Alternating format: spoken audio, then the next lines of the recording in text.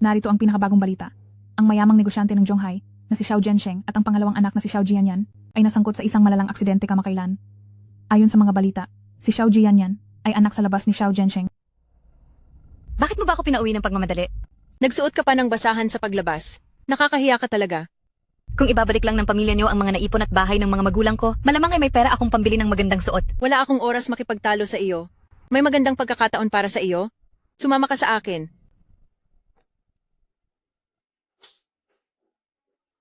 Ma, Hi, nandito na. Oh, President She. Ito ang pamangkin ko na si Wenwan. Ano sa tingin mo? Maganda siya, di ba? Wenwan, ito si President She. Halika rito at bumati ka. Kumusta po kayo, Tio? Naku, pasensya na. President She, kulang siya sa turo noong bata pa. Huwag mo na sanang masamain. Ano? Wenwan, pag-uusapan natin ngayon ang kasal niyo ni President She. Si President She ay tanyag na mayaman dito sa Zhonghai. Kasal? Limen? Gusto mo ba akong ipakasal sa matabang taong ito? Anong karapatan mong ayusin ang kasal ko? Huwag kang bastos. Medyo mataba lang siya. Pero sobrang yaman naman. Kung mayaman siya, si Pinsang ate ang ipakasal niyo. Wenwan, ano ba ang pinagsasabi mo? Huwag ka namang walang utang na loob. Walang utang na loob? Kayong dalawa ang nakatira sa bahay ko. Ginagamit ang perang panustos ng tatay ko. At pinagtatrabaho niyo ako para sa sariling tuition ko. Kapag masama ang timpla niyo, ako ang pinagbubuntunan niyo ng lahat ng hirap. Kung may balak kayong masama sa akin, mas mabuting tapusin na lang ako. President She? Alin man sa dalawa, pangasawahin mo ako pagkatapos akong mawala? O kaya, tapusin mo na ako dito? At magbabayad ka sa batas habang wala na ako? Miss Wen, kumalma ka muna. Hindi na ako magpapakasal. Hindi na. Aalis na ako ngayon din.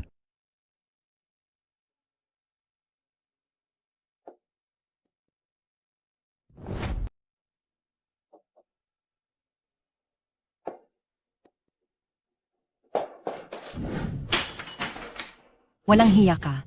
Pinahiya mo ako sa harap ng lahat, kaya ikukulong kita sa madilim na kwarto at gugutumin kita ng ilang araw para matuto ka. Miss Wen, gising ka na pala? Nasaan ako? Sino ka? Nandito ka sa ospital. Ako si Wang Hai, ang katiwala ni Pamilyang Xiao. Ikaw ang tumawag sa aming amo.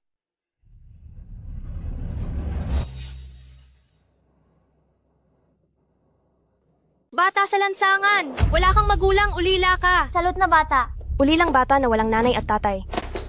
Umalis na kayo dyan, kundi ay isusumbong ko kayo sa mga magulang nyo at sa inyong mga guro. Ayos ka lang ba? Nasaktan ka ba? Buti naman at maayos ka. Kumain ka muna ng candy.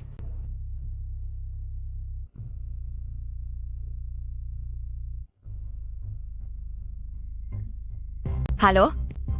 May nagsabi po sa akin na pwedeng humingi ng tulong sa numerong ito. Kay Elder Xiao daw ito. Opo, tama po iyon. Kung maaari sana, nais po kayong makita ng aming amo ngayon. Mahal na amo, nandito na po si Miss Wen. Iha, nakikilala mo pa ba ako? Si Xiao Wen ay iniligtas ako at iyon ang naging dahilan kung bakit nawala na siya. Nag-iisa niyang anak na babae ito. Kaya ang $2 milyong na kabayaran at ang villa na ito ay inilipat ko na sa pangalan ng bata. Umaasa akong aalagaan mo siyang mabuti. Huwag po kayong mag-alala, President Xiao. Si Wenwan ay tunay kong pamangkin at tinitiyak ko pong aalagaan ko siya ng maayos. Ang Wenwan ay ang sarili kong pamangkin. Sisiguraduhin ko pong aalagaan ko siyang mabuti Naaalala ko po kayo. Kayo po ang boss ng tatay ko. Kahit na wala na po ang tatay ko noong iniligtas niya kayo, binigyan niyo pa rin po ako ng bahay at sapat na bayad pinsala. Maraming taon na rin tayong hindi nagkita. Dalaga ka na? Hija, alam ko na ang lahat ng nangyari sa iyo. Ang pamilya ng tiyo mo ay sumobra na talaga sa ginagawa nila. Sa loob ng maraming taon, nagtiis ka. Lolo Xiao, salamat po sa pagligtas sa akin. Hahanap po ako ng paraan para makaganti sa kabutihan niyo. Kung wala na po kayong kailangan, una na po ako. Ay, sandali. Lolo Xiao, mayroon pa po ba? Ako? Gusto ko sanang makipagnegosyo sa iyo. Negosyo po? Ito ang kasunduan, tingnan mo muna.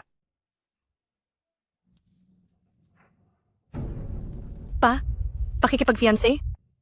Wala akong masamang balak, gusto ko lang tulungan ang bunsong anak ko na makahanap ng nararapat na mapapangasawa. Bilang ganti, tutulungan kita na makalaya sa panggugulo ng pamilya ng tiyo mo at babawiin natin ang mga bagay na para talaga sa iyo. Alam kong batid mo na, ang aking anak ay naaksidente sa sasakyan at malubhang nasugatan. Bukod sa hindi na siya nakakalakad, ay nasira pa ang kanyang mukha. Gusto ko lang ng taong mag-aalaga sa kanya. Bilang kapalit, ibibigay ko sa iyo ang 3% ng share sa Xiao Group. Bukod pa doon, mga mansyon, luxury house, at alahas, kahit ano ay pwede mong hingin. Lolo Xiao? Bakit po ako?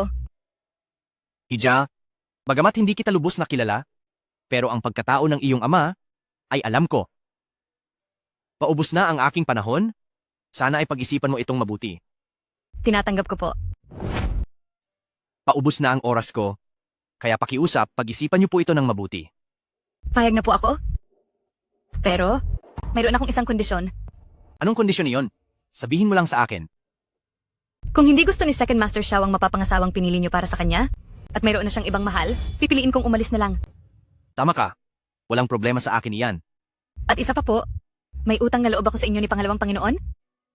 At ang pag-aalaga kay Pangalawang Panginoon ay hindi lang dahil sa pagtanaw ng utang na loob, dahil ayaw ko ring magkaroon ng kahit anong obligasyon sa inyo. Kaya po, tungkol sa mga shares na ito, pakibawi na po ninyo, hindi ko kailangan ng mga iyan. Siya ang mapapangasawa ng young master. Mula ngayon, kailangang sumunod kayong lahat sa kanya. Kamusta kayo? Ako si Wenwan. Kamusta po, madam? Mataas naman siguro ang mga sahod ninyo, hindi ba? Napakabuti po kasi ng trato sa amin ng matandang amo. Hindi ko alam kung hinahayaan lang ni Pamilyang Xiao ang mga tamad, pero sa poder ko, hindi ako tumatanggap ng mga batugan. Kung ayaw nyo nang magtrabaho ng maayos, umalis na lang kayo. Ito ang kwarto ni Pangalawang Panginoon.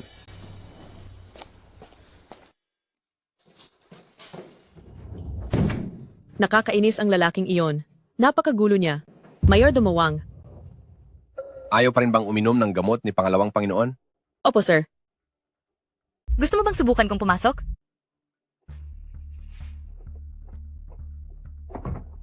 Pangalawang Panginoon, ayos ka lang ba? Lumayas ka? Sabi ko sa'yo, lumayas ka na. Gusto mo bang tapusin ko na ang pasensya ko sa iyo? Pangalawang Panginoon, ako si Wenwan. Ako ang mapapangasawa mo. Mapapangasawa? Sigurado ka bang gusto mong magpakasal sa isang taong hindi na makakalakad? Ano bang tinitignan mo? Sobrang pangit ba? Nandidiri ka ba?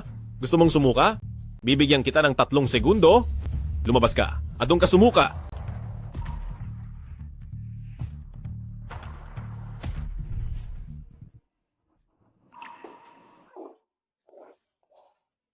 Anong nangyari? Huwag ka nang malungkot, kumuha ka ng candy. Kapag naging matamis na ang panlasa mo, hindi na ganoon kapait ang nararamdaman mo. Kung matamis lang ang nasa bibig mo, hindi na sana ganoon kapait ang nararamdaman mo. Pangalawang Panginoon, hindi ka pangit. Kahit na may sugat pa ang mukha mo, ikaw pa rin ang pinakagwapong tao sa buong mundo. Anong sinabi mo? Pinagtatawanan mo ba ako?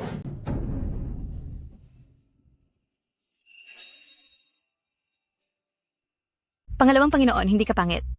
At hindi ka rin nakakadiri. Huwag mo naman sanang tanggihan ang mabuting loob ng iba. Alice! Lumabas ka! Hindi ko kailangan ng awa mo. Ang ibang mga lalaki, mahalaga sa kanila ang mukha para lang makahanap ng mapapangasawa. Pero may asawa ka na, at ako yon. Layas! Sige.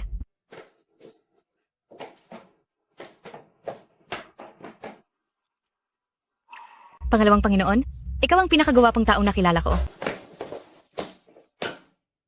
Patayin mo ang ilaw. Pangit ako, di ba? Mali yata ang paningin mo.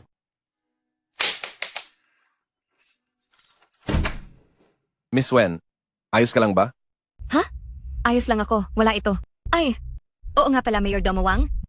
Saan po pala ako matutulog? Sa tingin ko, dito na po kayo sa kwartong ito. Magsasama kami ni Pangalawang Panginoon sa iisang kwarto? Titira ako sa iisang kwarto kasama si Pangalawang Panginoon. Nako, Miss Wen, sasabihin ko sa iyo ang totoo tungkol kay Pangalawang Panginoon. Hindi lamang dahil naging paralisado ang kanyang binti. Sabi ng doktor, hindi na rin siya makakagawa ng ganoon bilang lalaki. Kaya naman, huwag kang mag-alala. Si Pangalawang Panginoon, siguradong wala siyang gagawin sa iyong masama. Young Mistress Wen, matitiis mo ba talaga? Naiwan si Pangalawang Panginoon na mag-isa sa kwartong ito?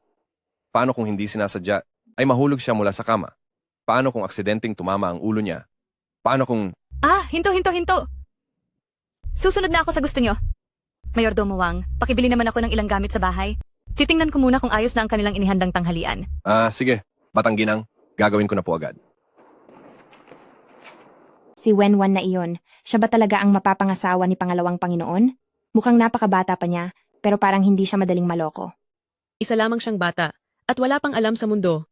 Baka nga, kapag nakita na niya ang nakakatakot na mukha ni Pangalawang Panginoon, ay bigla na lang siyang maiyak sa takot. Batang Ginang. Ito ba ang sabaw ng manok na inihahanda nyo araw-araw? Opo, Batang Ginang, pero si Pangalawang Panginoon po, hindi niya kailanman iniinom iyan. Binibigyan ninyo ang taong may malalang paso sa katawan ng ganito kasebong pagkain araw-araw? Gusto niyo ba siyang mapahamak? Hindi ba masustansya naman ang sabaw ng manok, saka hindi rin naman niya iniinom? Kinuha kayo mula sa isang profesional na ahensya? Mag-aalas una na ng hapon ngayon, ngunit ang tanghalian ng pasyente ay hindi pa rin handa. Simple lang akong tao. Wala akong pakialam kung sino ang kumuha sa inyo o kung ano ang inyong layunin. Mayroon lang akong dalawang kondisyon. Una, huwag ninyong pababayaan ang trabaho nyo. Pangalawa, huwag ninyo akong pagsisismisan. Pagkatapos ng 10 minuto, dapat ay nakahanda na ang pagkain sa harap ng pinto ni Pangalawang Panginoon. Naintindihan ba? Batang Ginang. Pagkatapos ng 10 minuto, gusto kong makita ang pinto ng Pangalawang Panginoon. Narinig niyo ba ako? Batang Ginang. Jian, sa wakas, ay naisipan mo na rin akong tawagan? Nakita mo na ba si Wenwan? Kumusta naman? Sino ang nagbigay sa iyo ng karapatang desisyonan ang engagement ko ng mag-isa? Hindi ko kailangan ng babae para ibalik ang dignidad ko? Aliwanag? Siya naman ang lumalapit sa iyo. 8 taon na ang nakararaan, iniwan mo ang numero ko sa kanya. Kung papaalisin mo siya, ipakakasal siya sa isang lalaking mahigit 50 taong gulang na, napakakaawa naman niya. Pinilit mo ba siya? Mukha ba akong namimilit? Oo, mukhang mukha ka. Sumasama ang loob ko sa iyo. Sinasabi ko sa iyo, ang batang si Wenwan ay talagang kaawa-awa. Pangalawang Panginoon, kakain na? Huwag ka nang magpanggap dito. Kung gusto mong manatili rito, dapat tayong magkaroon ng kasunduan. Sige, ano yun? Una, bawal buksan ang ilaw nang wala akong pahintulot. Pangalawa, kapag walang pahintulot ko, huwag kang papasok. Paano hindi pwede? Fiancé mo ako at kailangan kitang alagaan. Mula ngayon, dito na ako sa silid na ito titira. Isang babaeng katulad mo ay titira kasama ko? Hindi ka ba natatakot sa akin? Sabi ni Mayordomo Wang na hindi ka naman. Anong sinabi mo? Ulitin mo ang sinabi mo. Wala po akong sinabi. Sa palagay ko ay pwede akong tumira doon. Bahala ka. Ano ang pangatlong patakaran? Hindi ko pa naisip. Bakit? Bawal ba? Sasabihin ko na lang sa iyo kapag naisip ko na. Sige po, nga pala Pangalawang Panginoon, gusto mo na bang kumain? Ayoko, wala akong gana. Pangalawang Panginoon, paano yan kung hindi ka kakain? Kahit na malakas ang pangangatawan mo ay baka manghina ka pa rin. Anong pakialam mo? Siyempre may pakialam ako, dahil ako ang asawa mo. Siyempre, may kinalaman ito sa akin. Ako kaya ang asawa mo. Asawa? Ilang taon ka na ba? 20 taon na ako, nasa tamang edad na ako para magpakasal. Pinadala ito ni Mayordomo Wang kaninang umaga, hindi pa ito napipirmahan, may oras ka pa para umalis.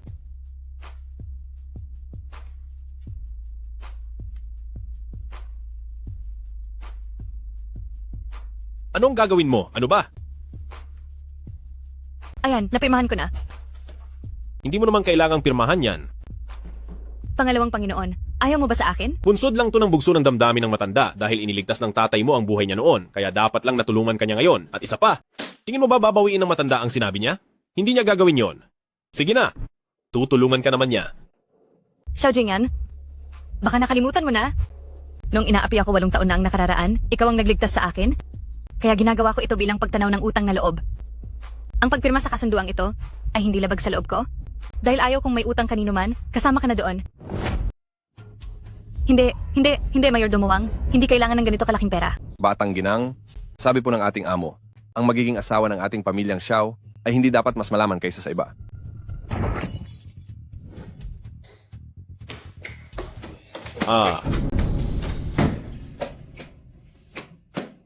Umalis ka. Hindi kita kailangan dito. Umalis ka. Sabi ng hindi kita kailangan. Manahimik ka!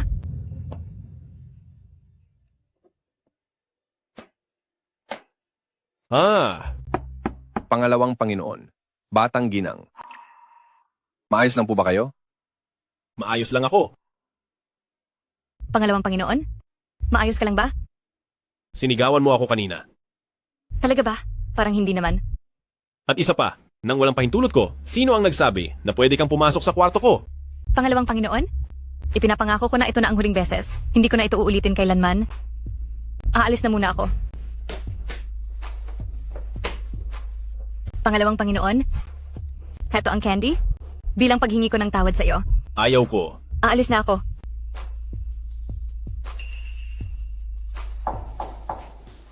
Pangalawang Panginoon? Pwede ba akong pumasok? Pangalawang Panginoon? Pasok. Anong kailangan mo? Pangalawang Panginoon. Okay lang ba sa'yo kung dagdagan natin ang gamit sa kwarto mo? Bahala ka.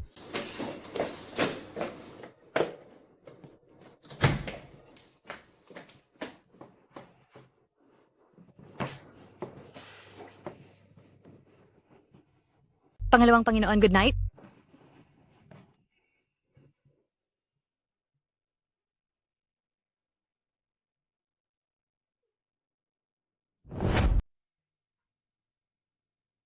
Ang lakas ng loob mong saktan ang ate mo. Wala kang kuwentang bata ka. Wala kang modo. Pagbabayarin kita sa ginawa mo. Tia, hindi ko na po uulitin. Huwag niyo na po akong saktan, pangako. Hindi ko na po talaga uulitin.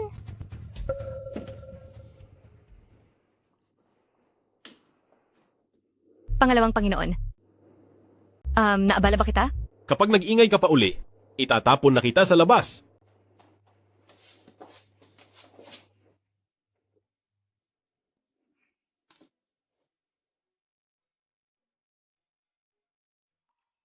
Ang ilaw na ito?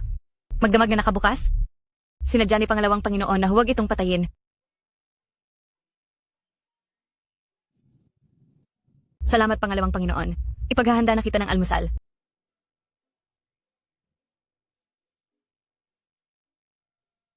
Nakahanap na ang matanda ng mapapangasawa para sa kapatid mo. Sabi ng tauhan natin sa villa, mukhang hindi siya basta-basta.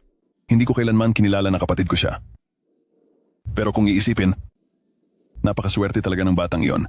Nabuhay pa siya pagkatapos ng ganoon kalalang aksidente. Gusto mo bang... Huwag.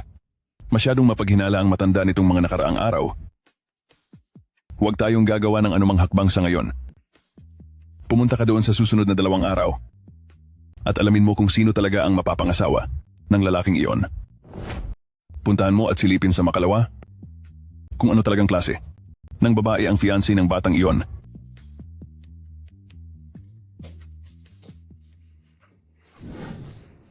Pangalawang Panginoon, mayroon akong isang napaka-importanting bagay na kailangan gawin kasama kayo. Anong gagawin mo? Siyempre gagamutin ko ang mga sugat mo. Akala ko naman kung ano na. Hindi ko kailangan yan. Umalis ka na. Hindi pwede? Dahil kapag hindi na isagawa ng maayos ang panggagamot, lalala ang mga sugat mo at baka mahirapan na tayong gamutin yan.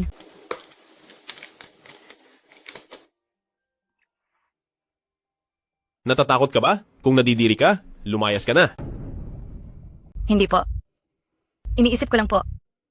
Pangalawang Panginoon, siguradong sobrang sakit ng sugat mo noon, di ba? Anong ibig mong sabihin? Pangalawang Panginoon, ano man ang mangyari sa hinaharap, sasama po ako sa inyo, hindi ko po kayo pababayaan. Bakit nanginginig ang kamay mo? Natatakot ka ba? Hindi po ako nanginginig.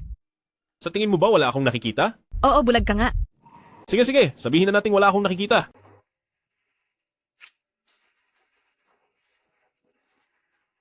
Pangalawang Panginoon, hindi po ako natatakot sa inyo, at hindi rin po ako nadidiri. Nag-aalala lang po ako, na baka masaktan ko kayo. Tapos ka na ba? Kung tapos ka na, pwede ka nang lumabas. Opo. Pala, Pangalawang Panginoon, araw-araw na po kitang gagamutin mula ngayon. Dapat makipagtulungan ka sa akin gaya ng ginawa mo ngayon. Ito ang reward mo para sa araw na ito. Gagamutin pa rin kita araw-araw. Laban lang. Mauna na po ako.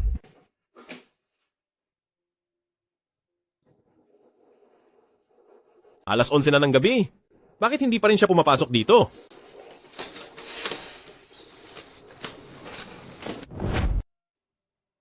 Alas 11 na?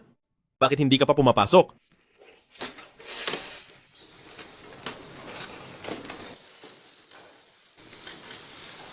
Uy, nagsusulat ka pala ng nobela?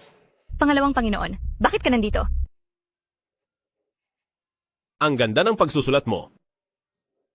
Siyempre naman, noong high school pa lang ako, nagsimula na akong magsulat para kumita. May bansag pa nga ako. Tinatawag akong Tangjia Sanshao. Alam mo naman na mahilig ako sa matamis. Pwede ka namang magsulat sa loob ng kwarto. Sa kwarto ba? Masyadong madilim doon? Wala akong inspirasyon. Eddie, pwede mo namang buksan ang ilaw. Talaga ba? Pangalawang Panginoon, maraming salamat talaga sa'yo. Itong matigas na upuan, hindi hamak na mas komportable sa sofa. Tara na.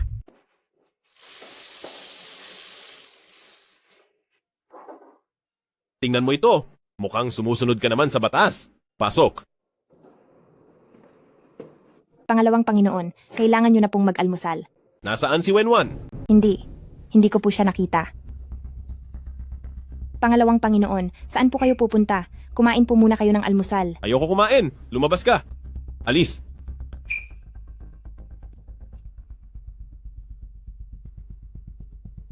Dumating na po pala kayo. Ikaw si Wenwan. Opo, tama. Chief Editor Huang, ako po si Wenwan. Hi.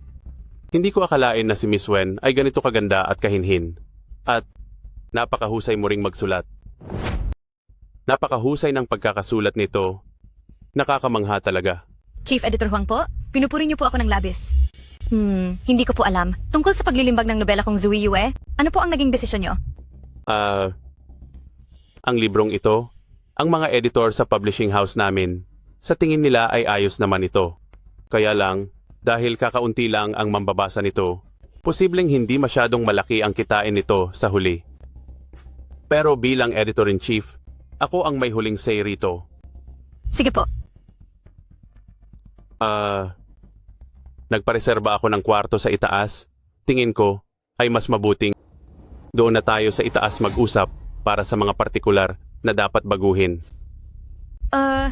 Chief Editor Huang, kung hindi po talaga pwedeng ilimbag ang librong iyon, hayaan na lang po natin. Aayusin ko na lang po muli ang gawa ko at muling ipakikita sa inyo para sa inyong pagsusuri. Kailangan ko na pong maunang umalis.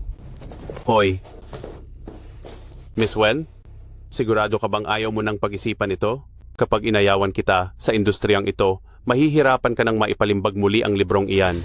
Chief Editor Huang, bitawan niyo po ako.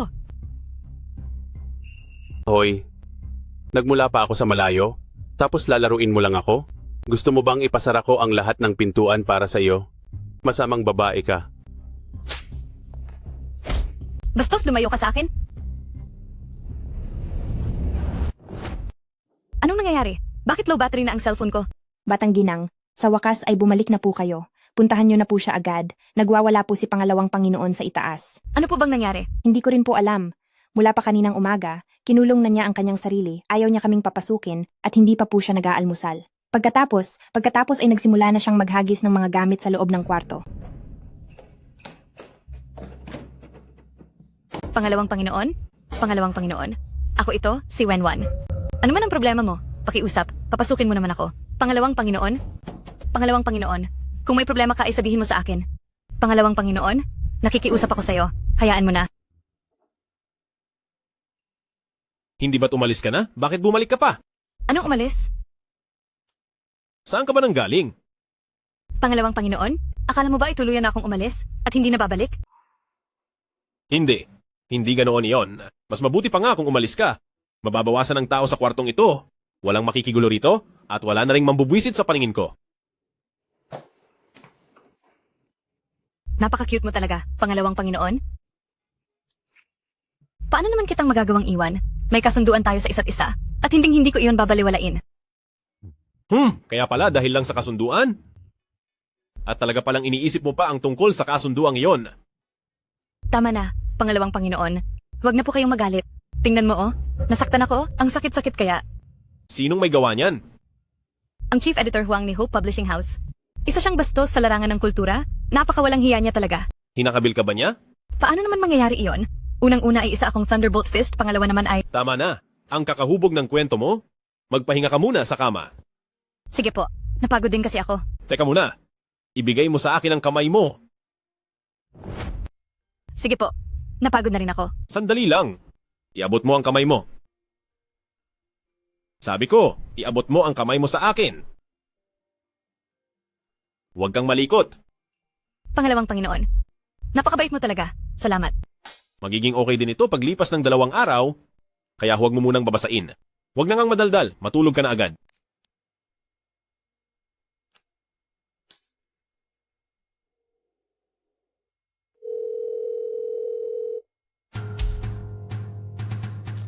Ireserba mo na lang ang mga pambobola mo sa susunod.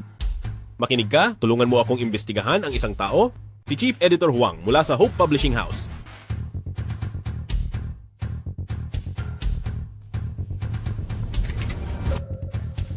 Si Chief Editor Huang? Sino ka ba? Hindi mo ba alam kumatok bago pumasok? Anong ginagawa mo rito? Kung sino ako. Malalaman mo rin mamaya. Sagutin mo ang tawag. Hello? Boss. Ano po? President Pan? Kayo po ba ang bagong may-ari ng publishing house na ito? Sir President Pan, ng President Pan, pakiusap, alagaan niyo po ako. Hindi ko magagawa iyan. Dahil hindi ka na rin naman sa akin magtatrabaho. Anong ibig niyong sabihin? Anong ibig kong sabihin? Sa madaling salita, Huang Yukai. Santi ka na sa trabaho. Sinisibak niyo ako? Para saan? 10 taon na akong nagtatrabaho sa publishing house na ito at isa akong senior editor. Pagnanakaw ng ideya ng mga screenwriter, pagsamantala sa mga bagong manunulat, at ang panggugulo mo sa loob ng opisina. Sa 3 kasalanan mong iyan, sapat na para makulong ka sa rehas, di ba? Ang ginagawa ko sa iyong parusa ngayon ay may tuturing pang isang malaking pabor. Gusto mo bang itawag pa kita sa 911? Teka, huwag. Huwag niyo pong itatawag sa mga pulis? At isa pa, huwag mo nang asahang makakabalik ka pa sa industriyang ito dahil ipina-blacklist na kita sa buong industriya. Oo nga pala, huwag mo nang asahang makakabangon ka pa. Iban ko na ang pangalan mo sa buong industriya. Ngayon din, sa madaling panahon, lumayas ka. Sige po, sige. Aalis na ako. Aalis na po ako. Ginamit ko na ang pangalan ng Crescent Moon Publishing House para tawagan si Batang Ginang at nakumpirma na ang tungkol sa paglalathala. Sige, siguraduhin mong hindi niya malalaman na ako ang gumawa nito. Pangalawang Panginoon, nagtagumpay ako. Sige, ibababa ko na ang tawag. Ano bang nangyayari? Bakit ka sumisigaw diyan? Ang zuwiyo ko, nagustuhan ng Crescent Moon Publishing House. Kukunin nila ako para sa kontrata. Sa hinaharap, maaari pa itong gawing pelikula, teleserye o anime. Sa madaling salita, magiging mayamang babae na ako. Kahit wala na ang Xiao Group mo, balang araw, ako na ang bubuhay sa iyo. Haha, sige. Para ipagdiwang ang magandang balitang ito, nagpa siya akong ilabas ka para magpainit sa araw. Ha, ayaw ko. Teka.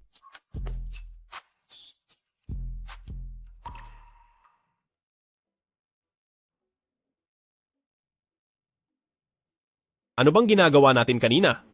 Magbibilad sa araw. Palagay ko ay maganda ring lumabas para makalanghap ng hangin, para presko ang pakiramdam.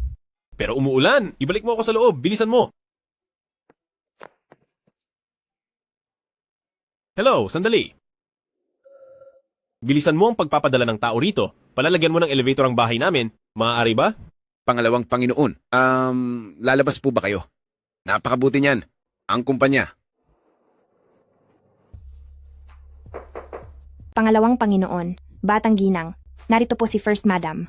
Gusto po niyang makita si Pangalawang Panginoon. Narito na si First Madam, at sinasabi niyang gusto niyang makita si Pangalawang Panginoon. Pangalawang Panginoon, gusto mo ba siyang makita?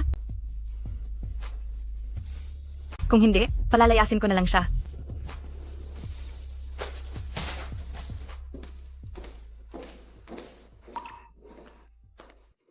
Aba, ito ba ang batang mapapangasawa na dinala ng matanda para kay Pangalawang Panginoon? Medyo maganda nga siya, pero ang ating pamilyang Xiao ay hindi lugar na basta-basta mapapasukan ng kung sino-sino lang. Magandang araw po, sister-in-law. Ako po si Wenwan. Salamat po sa pagbisita.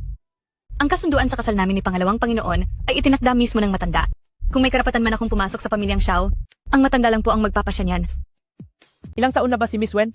Nasa hustong gulang na ba? Kahit na laging mahal ng matanda si Pangalawang Panginoon, hindi naman yata tamang basta na lang kumuha ng bata para suwertihin siya sa kalusugan. 19 na po ako ngayon. Magbebente na. Nasa legal na edad na ako. Ang pagkakataong magbigay ng swerte kay Pangalawang Panginoon ay itinuturing kong isang biyaya. Ang mga kabataan ba ngayon ay sadyang matatalim ang dila? Wala talagang pinag-aralan? Paano po nalaman ni sister-in-law na wala na ang mga magulang ko? Pero, buti na lang at hindi ako kinasusuklaman ng matanda at ni Pangalawang Panginoon. Kaya kayo, sister-in-law, ay huwag na masyadong mag-alala pa. Ikaw, Ano ang ingay na ito? Pangalawang Panginoon? Bakit ka nandito? Hindi ka ba dapat nagpapahinga muna sa kwarto mo? lumabas na pala ng kwarto si Xiao Jianyan at hindi nyo man lang ako sinabihan mga wala talaga kayong silbi. Sister-in-law? Bakit kayo naparito? Jianyan, nabalitaan kong nagdala ka ng mapapangasawa, kaya inutusan ako ng iyong eldest brother na pumunta rito para bumisita at tingnan kung may kailangan kang tulong. Nagpunta kayo para tignan kung wala na ba ako, hindi ba? Halika, lumapit ka at tingnan mo, bakit wala na ba ako? Sige, kung tapos ka na tumingin, pwede ka nang umalis. Sister-in-law, kung gusto mong manatili rito, ayos lang. Pero, baka wala nang matirang pagkain para sa iyo. Ang mga katulong dito sa amin, sanay silang kumain ang una sa lahat. Sir, itong mga katulong na ito, hindi ba't si sister-in-law ang nag-utos sa kanila rito? Ano? May nangahas talagang gawin iyon, ang hindi magluto. Madam, hindi po ako iyon. Manahimik ka. Pinapunta kita rito para alagaan ang pangalawang amo, hindi para magpasarap sa buhay. Simula bukas, magsilayas na kayong lahat. Sister-in-law? Salamat sa iyo. Lumapit ka rito para magbigay ng katarungan. Itong mga katulong na ito, maski ang gamot ni Sir ay hindi nila pinapalitan. Tingnan mo ang mga sugat na ito. Mga nagmamasama na ang kalagayan. Noong kapakarating ko lang dito, halos wala na sa sarili si Sir. Kahit nakikita niyo siyang maayos ngayon, pinipilit niya lang po ang sarili niya. Kung hindi kayo naaawa sa kanya, ako, naaawa para sa ating amo. Sister-in-law, bakit hindi kaya tayo tumawag sa Nine 11? Kailangang ang mga taong ito ay parusahan sa ginawa nila. Ito, hindi ba masamang pakinggan iyon? Kapag kumalat ang balitang ito, masisira ang reputasyon ng pamilyang Xiao. Ubo? Ubo? Ubo? May punto rin naman si sister-in-law. Itong mga taong ito, paano kung bigla na lang? Sabihin nilang inutusan lang sila ni sister-in-law? Di lalo nang magiging magulo ang usapan. Kung ganoon ay hindi na ito malinaw.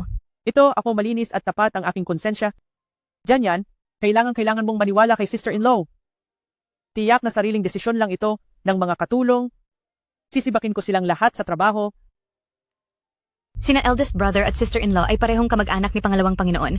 Paano nila magagawang parusahan si Pangalawang Panginoon? Siguradong sariling desisyon lang ito ng mga katulong. Sister-in-law, buti na lang at binigyan mo ng katarungan si Pangalawang Panginoon.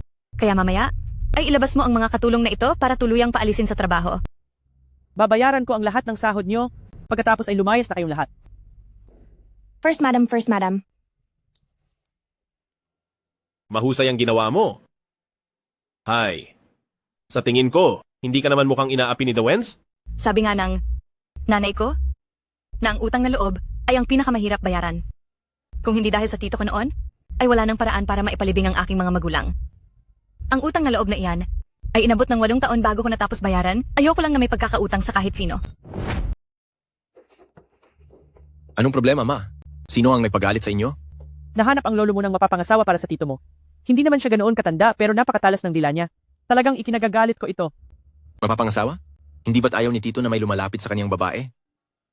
Halos kasing edad mo lang, 19 na taong gulang pa lang siya. Hindi ko alam kung ano ang iniisip ng lolo mo. Wala akong pakialam kung sino siya, basta huwag na huwag niyang aapihin ang nanay ko. Hintay ka lang, ako ang bahalang magparusa sa kaniya.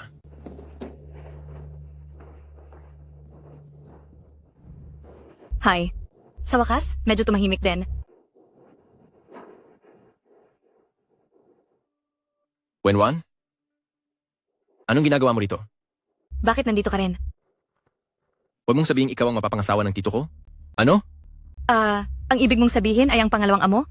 Oo, ako nga ang mapapangasawa niya. Classmate na si Xiao Chen? O dapat kong sabihin, mahal kong pamangkin? Gagawin mo talaga ang lahat para lang mapalapit sa akin? Pati ba naman ang magpakasal sa tito ko ay gagawin mo? Ang kapal din ng mukha mo. Makinig ka, pamangkin. Pwede ba? Huwag kang masyadong bilib sa sarili mo. Ilang beses ko bang sasabihin sa iyo?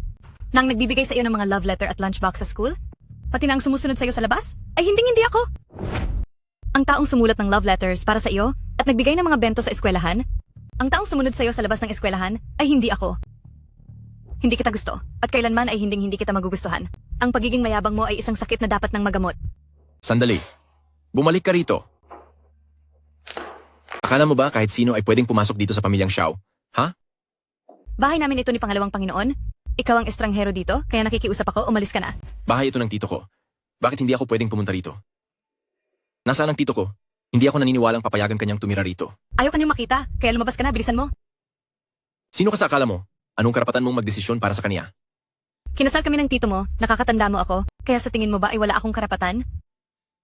Ang kagandahang asal ng panganay na apo ng mga pamilyang Xiao? Nawala na ba ng tuluyan? Bakit ba ang sama mo? Hindi mo ba kayang mabuhay ng walang lalaki, ha? Ang isang katulad mo ay hindi karapat-dapat na ikasal sa tito ko. Lumayas ka. Si Pangalawang Panginoon lang ang pwedeng magdesisyon kung mananatili ako o hindi. Ikaw ay walang karapatan. Sige. Kung hindi ka natatakot na ilabas ko ang lahat ng dumi mo sa eskwelahan, bahala ka. Sige. Kung hindi ka natatakot na ilabas ko lahat ng baho mo sa school, bahala ka sa buhay mo. Xiao Chen? Estudyante ka ba sa elementary? At nagagawa mo pang magsumbong? Isa pa, hindi ba ako ang pinagkaisahan at inapi sa school, pati na rin ang biktima ng mga maling paratang? Anong karapatan mong magsumbong? Bakit sa tingin mo ay pwede kang magreklamo? At sinasabi mo pang may gusto ako sa'yo? Anong meron sa'yo mula ulo hanggang paa na hihigit pa kay Pangalawang Panginoon? Ikaw. Saka nga pala, paano kaya kung sabihin ko na ang lahat ng dinanas ko sa school ay dahil sa'yo? Paano kung isumbong kita kay Pangalawang Panginoon? Anong mangyayari sa'yo? Wenwan, binalaan kita. Huwag mo itong subukan. Anong binabalak mong gawin? Tio Xiao. Xiao Chen! Ano itong sinasabi mo kay Wenwan? Ano bang gusto mong gawin? Tio, magkaklase lang kami ni Wenwan. Huwag po kayong magpautos sa kanya. Hindi siya ganoon kabait gaya ng iniisip nyo. Oo, sige, sabihin mo pa sa akin.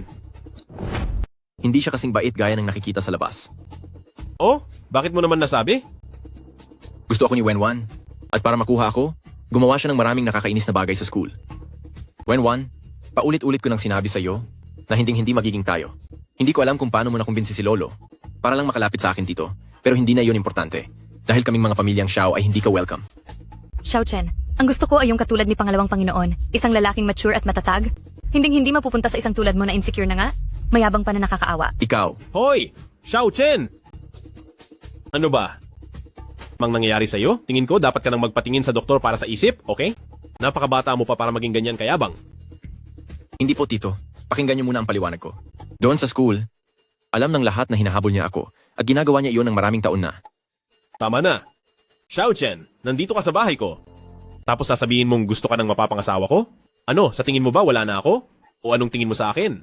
Kahit nalumpo ang mga binti ko ngayon, akala mo ba ay pwede mo na akong bastusin ng ganyan? Nako, Tito. Hindi ko kailanman inisip yan. Kapag sinasabi mo yan, parang wala ka ng halaga sa samahan natin bilang magtiyuhin, Tito. Lumayas ka. Sa pagsasabi mo niyan, ibig sabihin ay hindi mo na pinapahalagahan ang samahan nating magtiyo, Tito. Umalis ka na. Ayaw kitang makita ngayon, layas.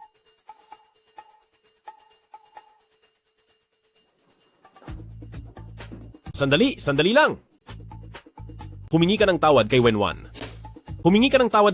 Pagkatapos ay pwede ka nang umalis. Wala akong pakialam sa anumang nangyari sa inyo noon o kung anuman ang naging hindi pagkakaunawaan, pero sa ginagawa mo ngayon, wala kang galang sa nakatatanda. Mali ang ginagawa mo, humingi ka ng tawad. Pasensya na po. Anong sabi mo? Lakasan mo? Hindi ko marinig. Tia, pasensya na po. Pasensya na, pamangkin. Hindi lang napigilan ni tita.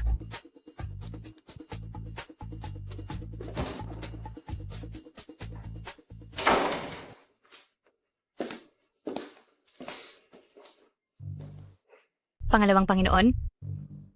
Patawad na po. Anong patawad ang sinasabi mo?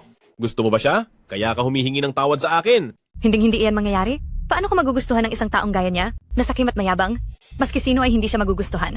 Noong seremonya lang ng mga bagong estudyante, medyo napatingin lang ako sa kanya. Totoo? Iyon lang iyon. Iyon lang ba talaga? Hindi ko alam kung sinong nakikialam ang kumuha ng litrato nating dalawa at ipinost pa sa forum ng eskwelahan. Sige ako, pinapatawad na kita. Pinapatawad kita. Talaga? Anong sinabi mo? May sinabi ba ako? Wala akong sinabi. Ulitin mo nga. Wala nga akong sinabi. Pangalawang Panginoon, nakabalik na po kayo? Naku, namiss kita ng gusto. Pangalawang Panginoon.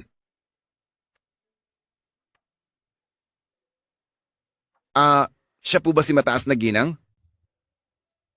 Uy, hello! Ako si Pan Joe. Ako ang personal na assistant ni Pangalawang Panginoon at kaibigan din ni Pangalawang Panginoon. Ay naku, tama na yan. Huwag ka nang magsalita. Para kang aso dyan. Pangalawang Panginoon, bakit mo naman sinasabi ang ganyan? Paano na yung pinapagawa ko sa'yo? Ayos na po. Isang kusinero at 3 katulong na personal kong pinili. Akong si Panzu, makakapag-umpisa na sila ngayong hapon. Sige, ipakikilala kita sa kaniya. Si Panjao. Maraming taon na siyang naninilbihan sa akin. Kung may kailangan ka sa bahay, maaari mo siyang direktang tawagan. Matagal na siyang nagtatrabaho para sa akin, kaya kung may kailangan ka sa bahay, maaari kang direktang lumapit sa kanya.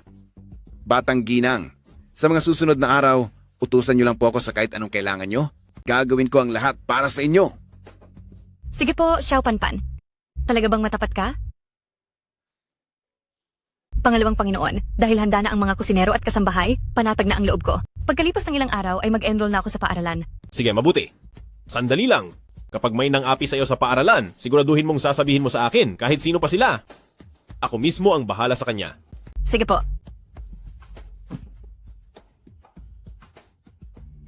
Huwag ka nang bumulong-bulong dyan.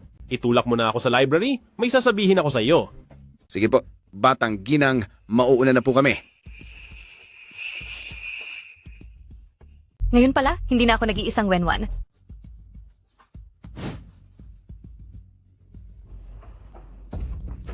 Suriin mo ang surveillance video noong araw na nangyari ang aksidente. Tingnan mo kung may kahit anong ebidensya kang makikita. At ang tungkol sa pagbabalik ko, huwag mong ipapaalam sa ibang tao. Sige po, Pangalawang Panginoon. Nasuri ko na ang CCTV, ngunit mukhang pinakialaman ito ng iba dahil burado na ang lahat. Pero nag-utos na ako sa mga tauhan ko na maghanap ng mga saksi. Pero ipinadala ko na ang aking mga tao para hanapin ang mga saksi. Muli mong suriin? Walang sikretong hindi nabubunyag. Opo, Pangalawang Panginoon, magsisiyasat na po ako.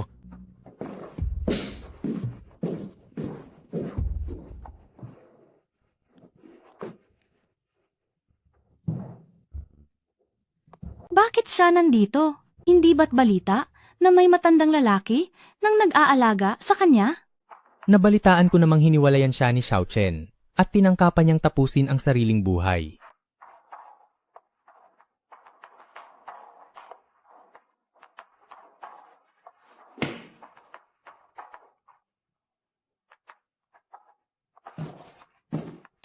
Sino ang gumawa nito?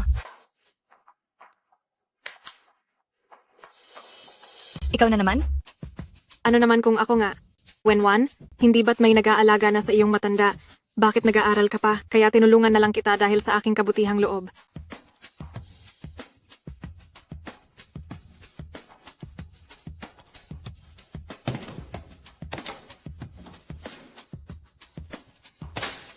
Wenwan, ano ang balak mong gawin? Binabalaan kita, ang tatay ko ay si...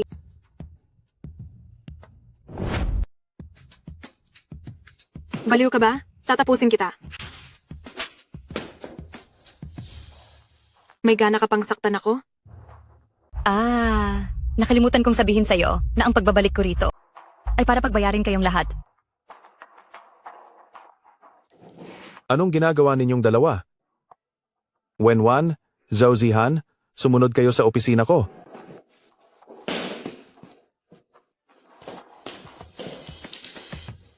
Nag-aaway kayong dalawa sa loob ng classroom at pareho pa kayong babae. Alam niyo ba kung gaano kasama ang implikasyon nito? Sir, siya po ang naunang magsaboy ng pintura sa akin. Mali iyan, ikaw ang nagbuhos ng tinta sa mga libro at desko. Ginawa ko lang ang nararapat at binalik lang sa iyo ang ginawa mo. May ebidensya ka ba? Kahit pa si classmate Zhao ang naunang kumilos, dapat ay nag-report ka muna kay teacher. Si teacher ang aayos nito. Nang patas at tama, bakit mo kailangang manakit? Sir, siya po talaga ang unang nanakit sa akin. Tingnan niyo po, namamaga ang mukha ko. Ikaw kaya ang naunang sumugod? Umiwas lang ako ng mabilis para ipagtanggol ang sarili ko. Nagagawa mo pang magdahilan? Si classmate Zhao ay kilalang mabuting estudyante at magalang, Paano siya mauunang manakit? Nakita ko mismo na ikaw ang nagsimula. Humingi ka agad ng tawad sa kanya. Sir, ang pagiging magalang na sinasabi niyo, mukhang magkaiba tayo ng pagkakaintindi roon, hindi ba? Malinaw na nakita kong ikaw ang unang nanakit. Humingi ka agad ng tawad sa kanya. Director, ang pagiging magalang sa kapwa ay mukhang iba sa pagkakaintindi natin, di ba? Ang ganda ng mukha mo, talaga namang nakakainggit, sarap mo talagang hiyain. Kapag muli mo pang ginalaw si Xiao Chen, hindi lang ang mga libro mo ang wawasakin ko, pati ikaw. Huwag mo nang balaking magsumbong. Dahil sasabihin ko sa iyong ang tatay ko ang board member, walang mangyayari kahit magsumbong ka pa. Walang hiya ka, nagawa mo pang mag-record. Teacher, kung hindi ka man bingi o bulag, dapat alam nyo na, ito ang tinutukoy ninyong magalang na si classmate Joe. Marami pa akong recording na tulad nito. Gusto nyo pa bang makinig? Ang bastos mo. Wenwan, ganyan ka ba makipag-usap sa isang teacher? Director, kung ang tatay ni Joe Zihan ay hindi board member, kakampihan nyo pa rin ba siya at magsisinungaling ng harap-harapan? Sa tingin nyo po ba ay nararapat kayong maging isang teacher? Wala kang disiplina. Masyado kang walang disiplina. Tawagin mo ang mga magulang mo rito. Wala kang respeto sa nakatatanda. Itatanong ko sa kanila kung paano nila pinalaki ang anak nila. Wala akong mga magulang. Sus! Director, pinapaboran siya ng isang matandang lalaki. Paanong mawawalan siya ng tagapagtanggol? Kapag nagsinungaling ka pa ulit, pasasabugin ko yung bibig mo. Ano? Nagawa mo pang magbanta sa harap ko? Ipatawag mo agad ang mga magulang mo. Kung hindi, maghintay kang mapatalsik sa paaralang ito. Sa harap ko pa talaga, nangangahas ka pang bantaan ng kaklase mo. Tawagin mo agad ang mga magulang mo. Kung hindi ay matatanggal ka sa eskwelahang ito.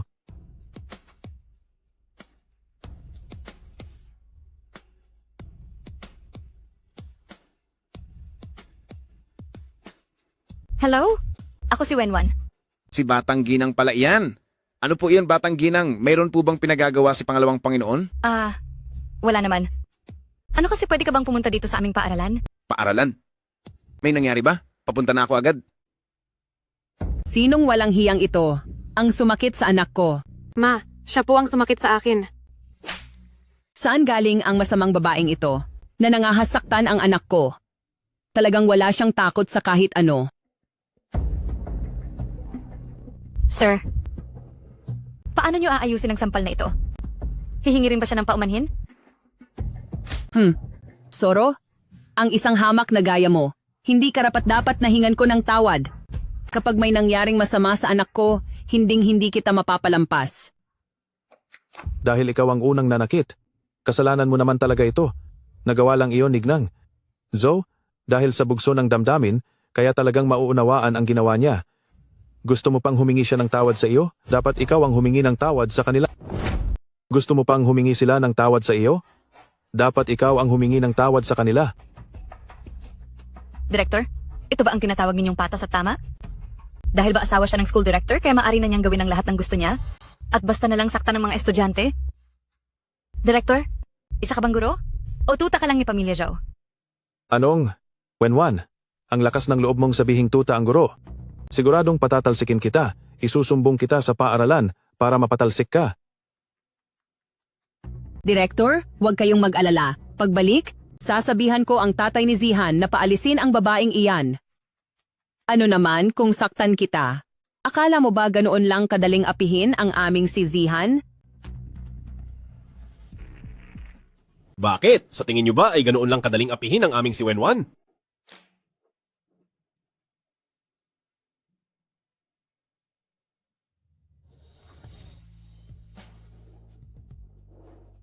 Ikaw ba ang magulang ni Wenwan? Ako ang kanyang fiancé. Kumusta po? Ako ang direktor ng paaralang ito. Nasaktan siya. Sino ang gumawa nito?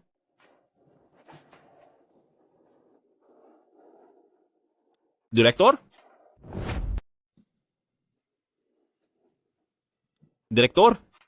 Sa tingin ko, kailangan mong magpaliwanag sa akin. Pinapunta ko si Wenwan dito sa paaralan para lang basaktan siya ng ibang tao. Wenwan, ito ba ang matandang lalaking sumusuporta sa iyo? Gwapo nga siya, at may pagkakahawig pa kay Xiao Chen. Ano, dahil ba hindi mo makuha si Xiao Chen, kaya naghanap ka ng kapalit niya? Mag-aaral. Mag-ingat ka sa mga sinasabi mo. Ang ating second master Xiao ay ang ikalawang tito ni Xiao Chen. Kayo, Kayo si pamilyang Xiao na si ikalawang senyorito, si Xiao Jianyan? Siya ba ang gumawa nito sa'yo? Opo? Panjo! Opo, sir. Gantihan mo. Senyorito Xiao, ikaw. Pakinggan mo muna ang paliwanag ko. Masyadong mahina, parusahan pa siya. Teka lang. Ikaw. Pag-usapan natin ito ng maayos. Huwag niyo siyang saktan. Sinaktan ng matandang babaeng ito ang ating madam. May problema ba kung gantihan ko siya? Pangalawang Panginoon, nakita ko na sila. Sila ang asawa at anak ni Zhou Qi. Ah, mga tao pala ni Pamilya Zhou? Kaya naman pala napakayabang nila. Oh, ang mga tao mula sa Pamilya Zhou? Kaya pala ang lakas ng loob nyo. Sabihan si Zhou Qi na ibagsak ang halaga ng kanilang stocks ng 10%. Pangalawang Panginoon, ito. Ito ay maliit na gulo lamang sa pagitan ng mga bata, isa lamang itong hindi pagkakaintindihan. Hindi pagkakaintindihan? Isang hindi pagkakaintindihan dahil inaapi nyo si Wenwan sa pag-aakalang wala siyang kakampi, hindi ba?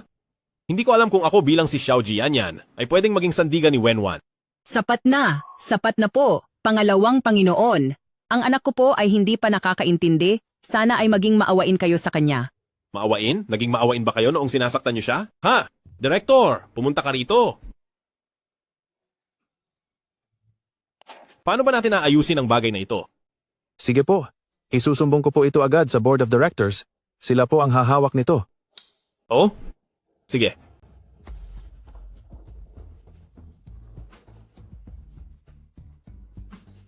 Sakto.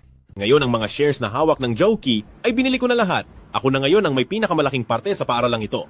Zhou Zihan, tanggal ka na sa trabaho. Desidido na ako, umalis ka na. Magandang desisyon po yan, hehe. Napagpasyahan na, umalis ka na dito. Magandang desisyon po iyan, hehe.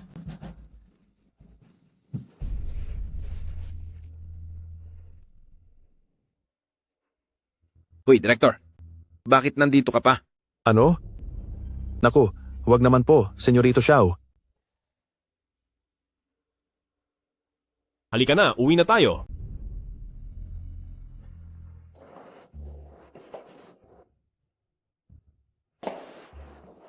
Pangalawang Panginoon, may kailangan lang akong asikasuhin. Hintayin mo ako sandali rito. Babalik agad ako.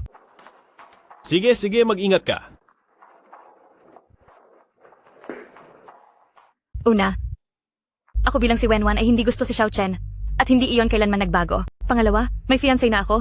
Ang apelyido niya ay Xiao, ang pangalan niya ay Xiao Jianyan. Pangatlo, ang gusto ko isang lalaking seryoso at maaasahan. Isang lalaking kayang akong alagaan at protektahan at kahit isa doon ay wala sa iyo, Xiao Chen.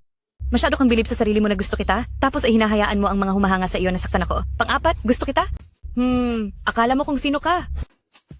Grabe, ang fiancé pala ni Wenwan ay ang anak sa labas ni pamilyang Xiao, na si Xiao Jianyan. Totoo pala ang lahat ng sinabi ni Wenwan noon.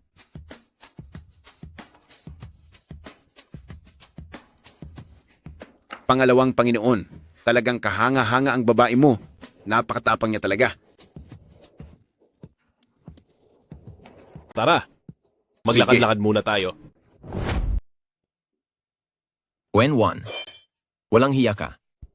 Nagawa mo kong hiyain. Huminahon ka, anak. Itong si Wenwan ay isang babaeng walang kuwenta. Kung wala lang ang tito mo na sumusuporta sa kanya, hindi siya maglalakas loob na magmayabang ng ganyan.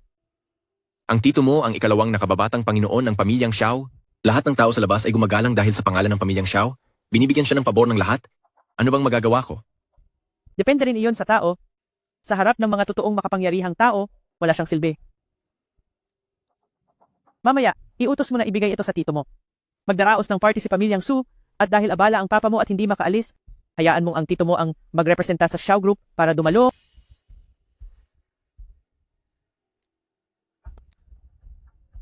Ang pinakamayamang tao sa Zhonghai na si pamilyang Su?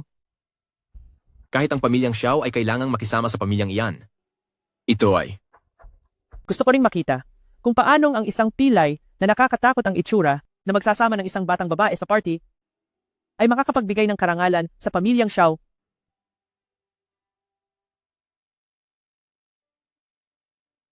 Isa itong patibong. Ano ba talaga ang balak nila? Subukan mong hulaan. Isa itong bitag? Ano ba talaga ang balak nila? Subukan mong hulaan. Gusto lang nilang mapahiya ka sa harap ng pamilya ni Zhonghai para masira ang dangal ng pamilyang Xiao? Para isipin nilang wala kang kakayahan at tuluyan kang mapatalsik sa pamilyang Xiao? Magaling kang manghula, pero kailan pa naging walang kakayahan si Xiao Jianyan? Pagpapahayag lang naman po iyon. Si pangalawang Panginoon ang pinakamagaling, hindi siya magkukulang. Brother, gusto mo ng candy? Hindi. Sige na, kumain ka na. Sabi Subukan ng mo hindi lang. Sige na, hindi nga sabi. Pangalawang Panginoon. Pangalawang Panginoon. Pangalawang Panginoon. Huwag niyo na kaming inggitin. Punong-puno na ako sa kaswitan niyo. Panzo. Opo, boss. Para kay Wenwan, maghanda ka ng makeup artist at stylist. Sige po. Ako? Isasama mo ako? Bakit? Sa tingin mo ba ay may hihiling na makipagsayaw sa isang halimaw na tulad ko sa party? Ano ka ba? Hindi ka halimaw. Si pangalawang Panginoon ang pinakamabait. Hindi pa ako nakakapunta sa party. Salamat, pangalawang Panginoon. Ipakilala ang ating panauhin, si Batang Ginang.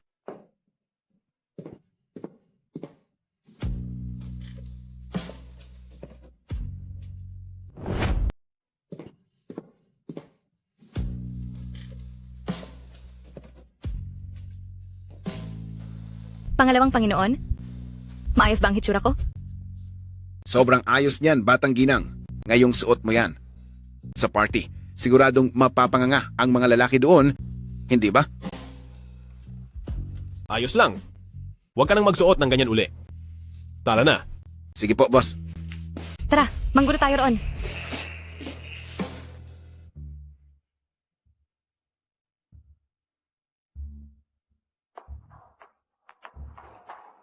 Jianyan, bakit ka napadpad dito? Hindi ka man lang nagpasabi. Sana ay nakapagpadala ako ng susundo sa iyo. Bakit? Presidente Su, hindi ba ako welcome dito? O baka naman, hindi welcome ang mga pilay sa party nyo, sa pamilyang Su? Matagal na tayong hindi nagkita. Mahilig ka pa ring magbiro. Sino po ang babaeng ito? Ako si Wenwan, ang fiancé ni pangalawang Panginoon. Dito po kayo, sa direksyong ito po. Tara na.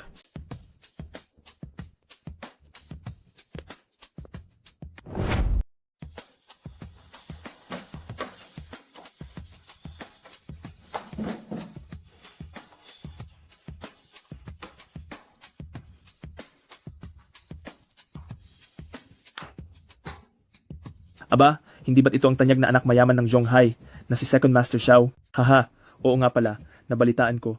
Na aksidente ka raw sa kotse at malubhang nasugatan, hindi ko akalain na kahit ganito na ang kalagayan mo, ay nagagawa mo pa ring maging bida at ang talas pa rin ng paningin mo. Sino ka ba? Kilala ba kita? Nakarating ka sa Zhonghai nang hindi man lang ako kilala.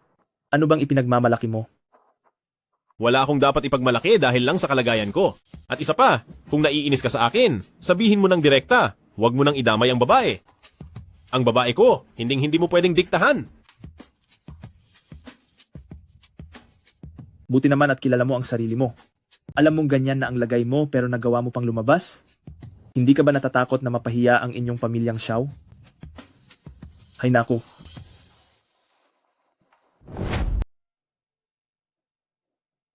Wine party ito. Sinasabi mong lumpo ka, kaya paano ka makakapagsayaw? May magandang babae ka pa namang kasama. Gusto mo bang ako na lang ang tumikim sa kanya? Masyado kang mayabang, Xiaolawer. Bakit mo ako sinaktan? Hoy, sirang plaka ka ba? Bakit pa ulit-ulit na lang ang sinasabi mo? Binibigyan lang kita ng kaunting galang? Akala mo naman kung sino ka na, di ba? Ikaw pala ang fiancé ni Xiaolawer, tama ba? Paano mo nagustuhan ang lalaking iyan gayong pangit na nga, lumpo pa?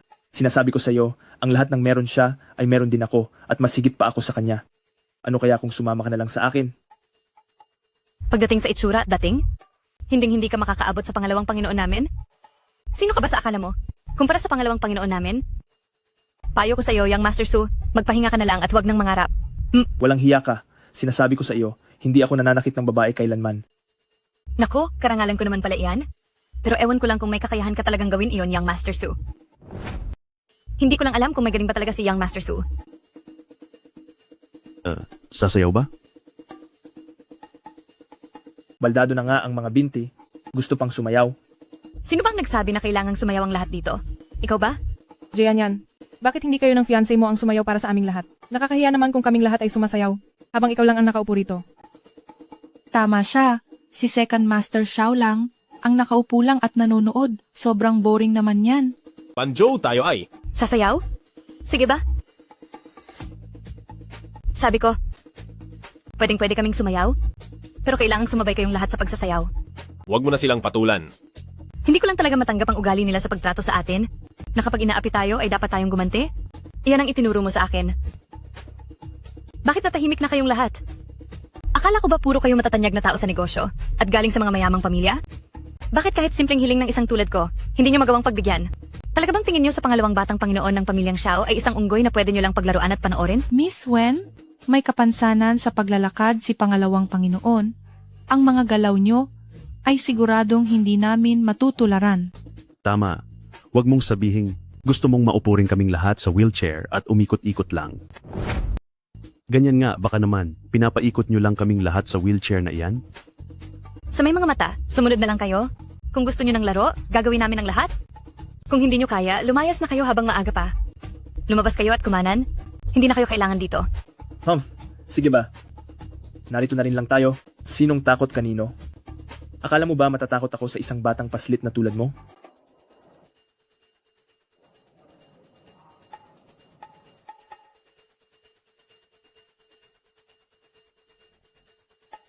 Wenwan, huwag kang makipag-away.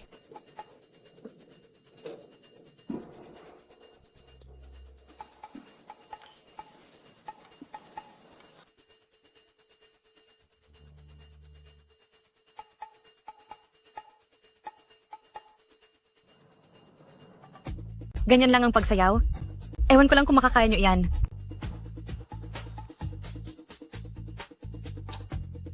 Anong tinatayo-tayo nyo riyan? Gayahin nyo.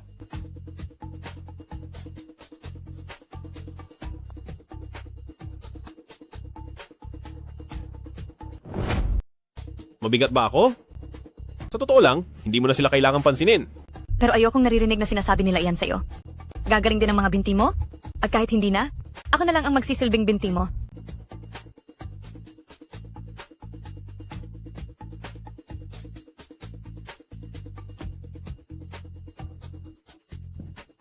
Hindi po, Batang Master Su, hindi ko na po talaga kaya. Anong hindi mo kaya? Pinayaran kita ng $1,000,000 kaya bumangon ka at sumayaw. Hindi po, Batang Master Su, parang mababali na ang mga binti ko. Wala akong pakialam. Napakawalang silbi mo. Hindi ko alam kung sino talaga ang walang silbi sa atin. Isang kawawang nilalang na nananakit ng babae para lang makapaghiganti. Pinapagalitan mo ba ako? Humanda ka sa akin.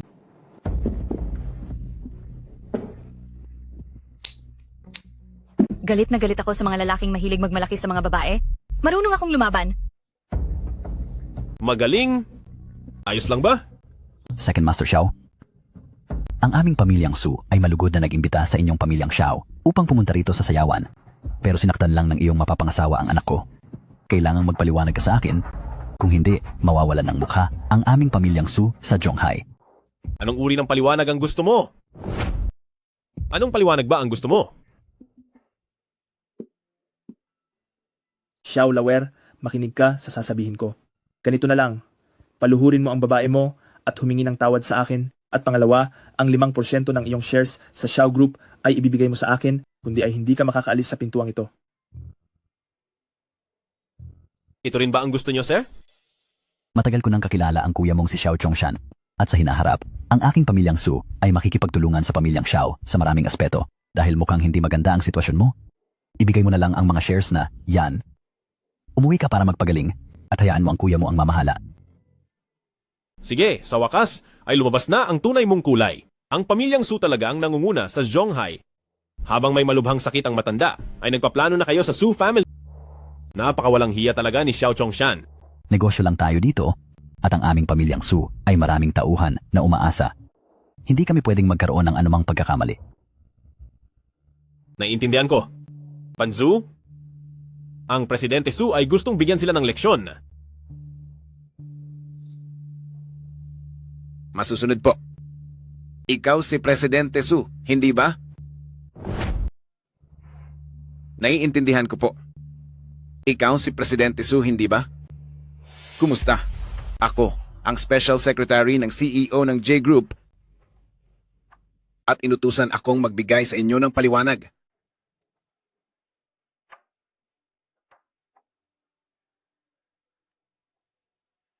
J-Group?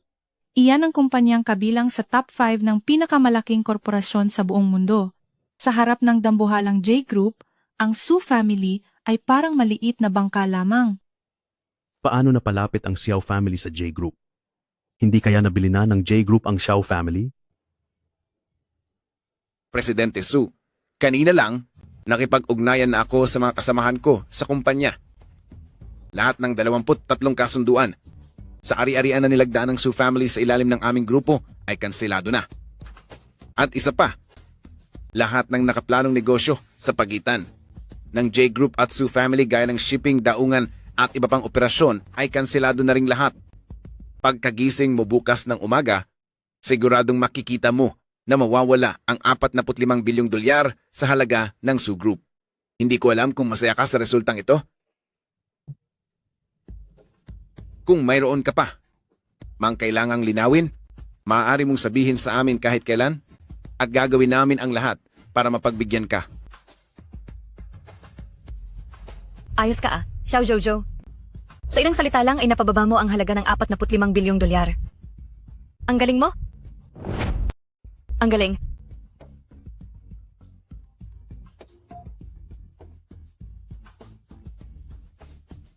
Pa, kaninong tawag to? Uy, Papa, itong si Xiao Lawer ay nagpalabas lang ng bata-bataan para takutin kayo. At sila tayong mga kagalang-galang na pamilyang Su ay hindi basta-basta matatakot sa kanya, di ba? Tumahimik ka. Dali na pa. President Pan. Presidente Su, pasensya na. Lahat ng ginagawa ko ay ayon sa utos ni Pangalawang Panginoon.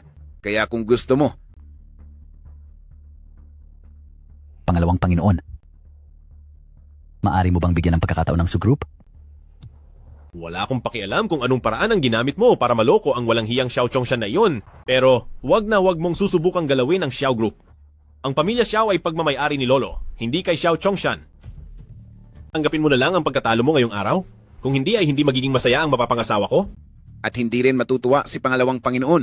At huli sa lahat, bantayan nyo ang mga dila nyo para manatiling buhay ang pamilya Su. Pangalawang Panginoon, pagbigyan mo na po kami. Panzaw, tara na. Pangalawang Panginoon. Pangalawang Panginoon.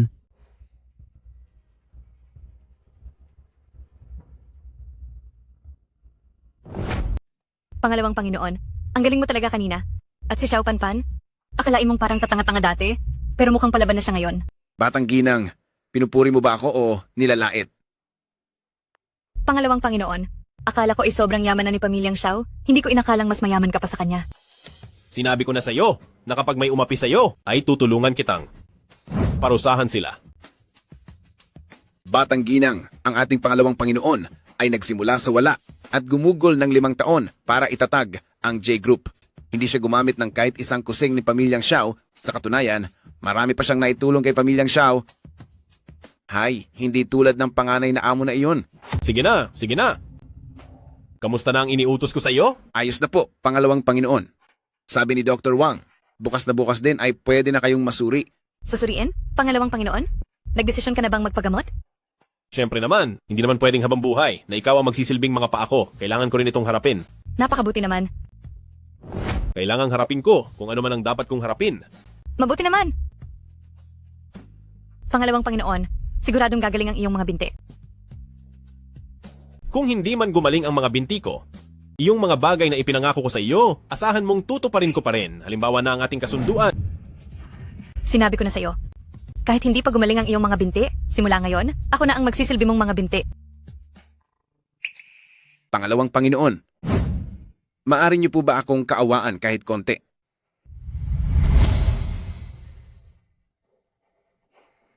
Ginoong Xiao, lumagpas na po kayo sa pinakamagandang oras para sa paggamot at masyado na rin itong napatagal. Sabihin mo na lang sa akin ang diretsahan. Kaya pa ba itong gamutin o hindi na? Huwag po muna kayong magmadali, Ginoong Xiao. Kahit lumagpas na ang tamang panahon para sa pagpapagamot, mabuti na lang at wala namang malalang pinsala, napakaswerte nyo pa rin. Kung nahuli lang po kayo ng kaunti, maaring kahit ang pinakamagaling na doktor sa mundo ay wala nang magagawa para rito. Totoo ba ang sinasabi mo? Magagawa ko pa ba talagang tulad ng dati, ang makatayo ng muli? Huwag lang po kayong gagawa ng mga biglaang galaw at manunumbalik kayo sa inyong dating kalagayan. Wala nang ipagkakaisa sa isang normal na tao. Katulad pa rin po ng dati niyang kondisyon, wala itong pinagkaiba sa normal na tao. At isa pa, Ano yun? base po sa naging konsultasyon, tungkol naman sa pilat sa mukha ninyo, may tiwala kami na matatanggal iyon. Mga 78% ang maibabalik nito sa dati. Kung papayag po kayo, maaari na nating ischedule ang operasyon. Ano pang hinihintay natin? Dali na, bilisan nyo. Salamat po, doktor. Itakda na ninyo agad ang operasyon. Sige po, lumabas muna kayo. Ituturo ko sa tauhan ko na iayos ang lahat. Anong balita? May pag-asa pa bang gumaling? Gusto mo ba talagang hindi na ako gumaling? Hindi po ganoon. Ang ibig kong sabihin ay kung hindi ito magagamot dito, pwede tayong maghanap sa ibang lugar. Dahil marami ka namang pera, maaari nating dalhin ang pinakamahuhusay na doktor sa mundo dito, hindi ba? Madam, sa tingin ko ay hindi na iyon kailangan. Bakit? Ibig bang sabihin ito? Ay naku madam, sabi na ng doktor, ang binti ni Pangalawang Panginoon ay pwede pang mapagaling. Pati na rin ang pilat sa mukha niya, siguradong maayos din. Kaya pagkatapos ng operasyon, tiyak na magiging isang guwapong Ginoo na uli siya. Isang gwapo at napakakisig na lalaki. Talaga? Kung ganoon, napakaswerte ko pala talaga.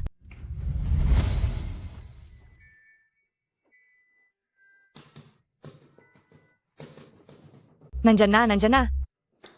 Magde-deliver lang. Bakit parang kailangan ng tapusin ang buhay ko?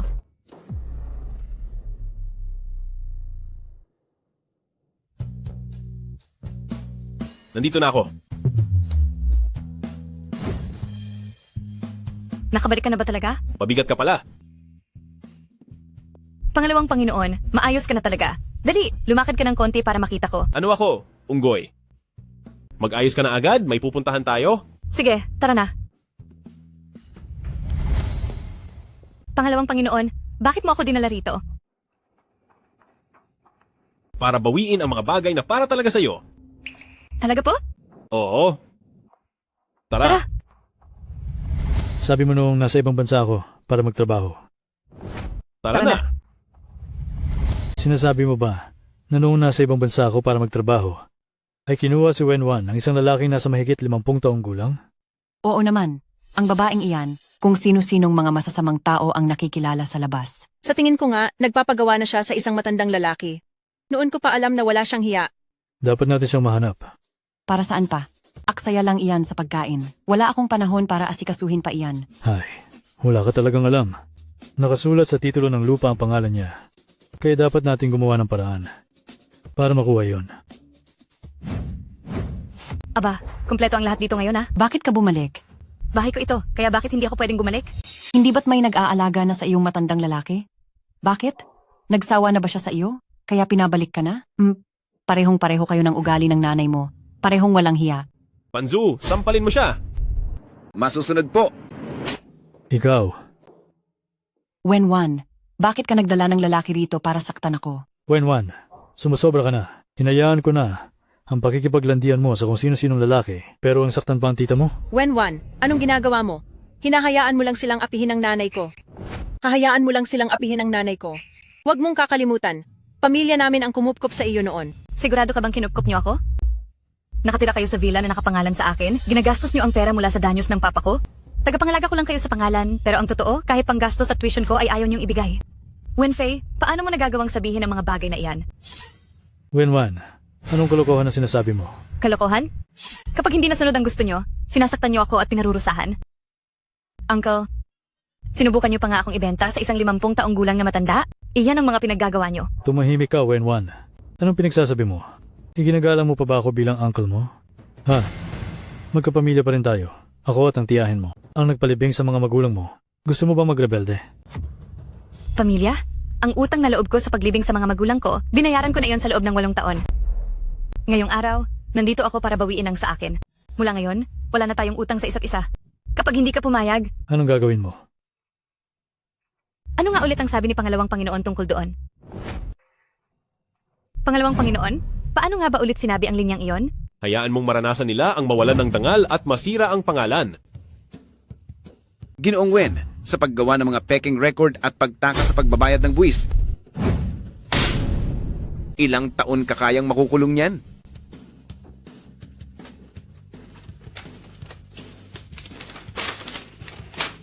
Ikaw, sino ba kayo? Ginoong Wen, malamang ay may itinatago kang babae at anak sa labas, kaya naman pinili mong gumawa ng ganitong kapanganib na hakbang. Ginang Wen, masyadong mahigpit ang ginagawa mo sa asawa mo.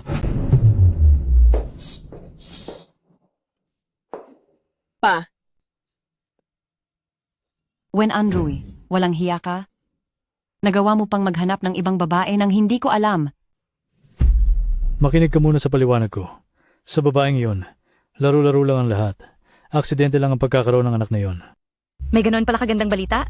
Bakit hindi ko alam? Bakit hindi ko yon alam?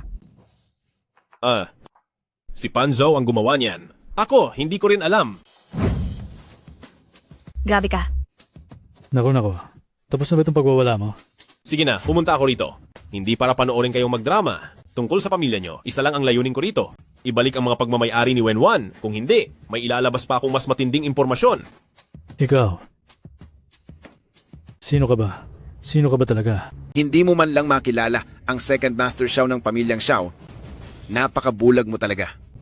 Xiao. Pangalawang Panginoon? Ikaw si Xiao Zhenyan. Oo. Naku, Pangalawang Panginoon. Isang malaking pagkakamali lang ito. Puro hindi pagkakaunawaan lang. Hindi ko alam na magkakilala pala kayo ni Wenwan. Kung alam ko lang. Anong mangyayari kung alam mo? Ihahatid mo ba ako sa pintuan ng pamilyang Xiao nang may pa-welcome? Gaya noong pinilit mo akong magpakasal sa lalaking iyon na mahigit 50 taong gulang at nakakadiri. Wen Andrew, kung narito pa ang ama ko, siguradong hindi kanya ituturing na kapatid dahil wala kang kwenta? Wenwan, wala kang utang na loob. Napakawalang utang na loob mo. Binuhay kita sa loob ng maraming taon. Pero wala ka pa ring respeto. Dahil ang lahat ng ito ay natutunan ko sa inyo? Ikaw. Sapat na, sa loob ng 8 taong paghihirap ni Wenwan, malinaw na sa akin ang lahat matapos ang aking investigasyon. Nandito ako ngayon para sa isang layunin, ang itama ang lahat ng pagkakamali nyo sa kanya. Ang lahat ng kinuha nyo, ibabalik nyo ng higit pa sa kinuha nyo. Kung hindi, ipapakita ko sa inyo kung ano ang kaya kong gawin. Bakit namin gagawin yun? Ano bang utang namin sa kanya? Malinaw na sa amin naman talaga ang lahat ng ito. Wenwan, bakit hindi ka pa sumama sa mga magulang mo noon? Bakit kailangang manatili ka pa rito para perwisyo sa amin? Mukhang gusto ni Ginang Wen na ipaalam sa lahat ng tao sa Zhonghai ang sikreto ng pamilya mo at hayaang maging isang malaking katatawanan ang pamilya nyo. Alis na tayo. Jianyan. Pangalawang Panginoon. Mag-usap tayo ng maayos. Mag-usap po tayo ng maayos. Bakit, Ginoong Wen? Naliwanagan ka na ba? Ano, Ginoong Wen? Nalinawan ka na ba? Ako. Ginoong Wen, para hindi ka makatakas sa utang mo, ire-record ko ang lahat ng sasabihin mo. Sana ay mag-isip ka ng mabuti. At isa pa, si Miss Wen, ang pinakamamahal na babae ng aming Pangalawang Panginoon, hindi kailanman hahayaan ni Pangalawang Panginoon na apihin siya ng kahit sino. Si Wenwan ang fiancé ni Xiao Zhenyan? Hindi ito maaari. Imposible ito. Ginoong Wen, bakit nakatunganga pa kayo riyan? Kuhanin nyo na ang gamit ng mabilis. Wenwan, huwag kang masyadong kampante. Parurusahan ka rin ng langit. Ikaw dapat ang parusahan. Sinabi ko na sa iyo noon pa. Kukunin kong muli ang lahat ng nararapat sa akin.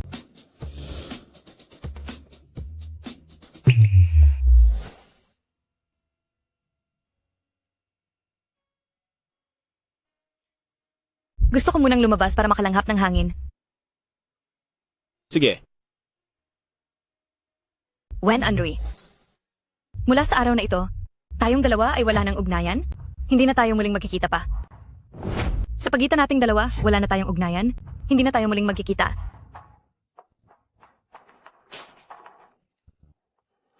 Hoy, Ginoong Wen! Hindi mo naman akalaing tapos na ito, di ba? Ha? Pangalawang Panginoon, ano po ang ibig ninyong sabihin?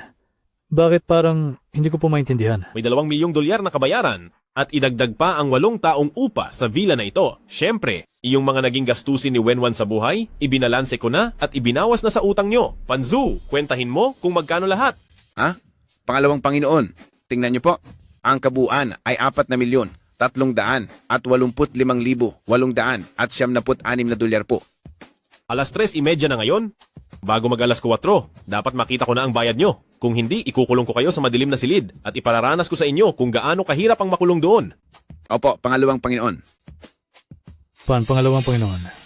Masyado po yatang mabilis ang oras. Maaari po bang bigyan niyo kami ng palugit na 2 araw? Sige po. Pangalawang Panginoon.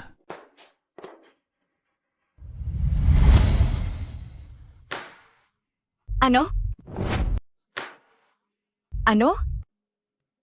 Nasa card na ito ang perang nakuha ni Wen Anrui kasama na ang interes sa loob ng 8 taon. At ang kinita nito ay mahigit 4 na milyong dolyar. Idagdag pa rito ang villa noon. Tingin ko ang kasunduan natin ay wala na ring saysay sa iyo. Punitin mo na yan. Pangalawang Panginoon, ano ba ang ibig mong sabihin? Gusto mo na akong itapon matapos mo akong pakinabangan, hindi ba? Hindi ganoon. Nararamdaman ko lang na kaya mo nang makuha ang buhay na dati mo pa gustong maranasan. Isa pa, magaling na ako, hindi ba? Hindi mo na kailangang mag-alaga sa akin. Sinasabi mo pang hindi? Napakawalang puso mo. Noong una pa man ako ay... Sige na, tama na. Huwag mo nang isipin ang sinabi ko. Tuloy pa rin ang kasunduan natin, okay? Maaari kang manatili dito hanggang kailan mo gusto. Maintindihan mo ba? Mabuti naman at nagkakaintindihan tayo. Xiao Jianyan, ang buhay na gusto ko ay ang makasama ka lang. Umalis ka sa harapan ko. Pangalawang Panginoon, huwag niyo po akong pahirapan. Aalis ka ba ng kusa ngayon? O hihintayin mo pang tawagin ko si Xiao Chongshan para kaladkarin ka palabas? Lalayas ka ba ng kusa ngayon? O hihintayin mo pang dumating si Xiao Chongshan para palayasin ka?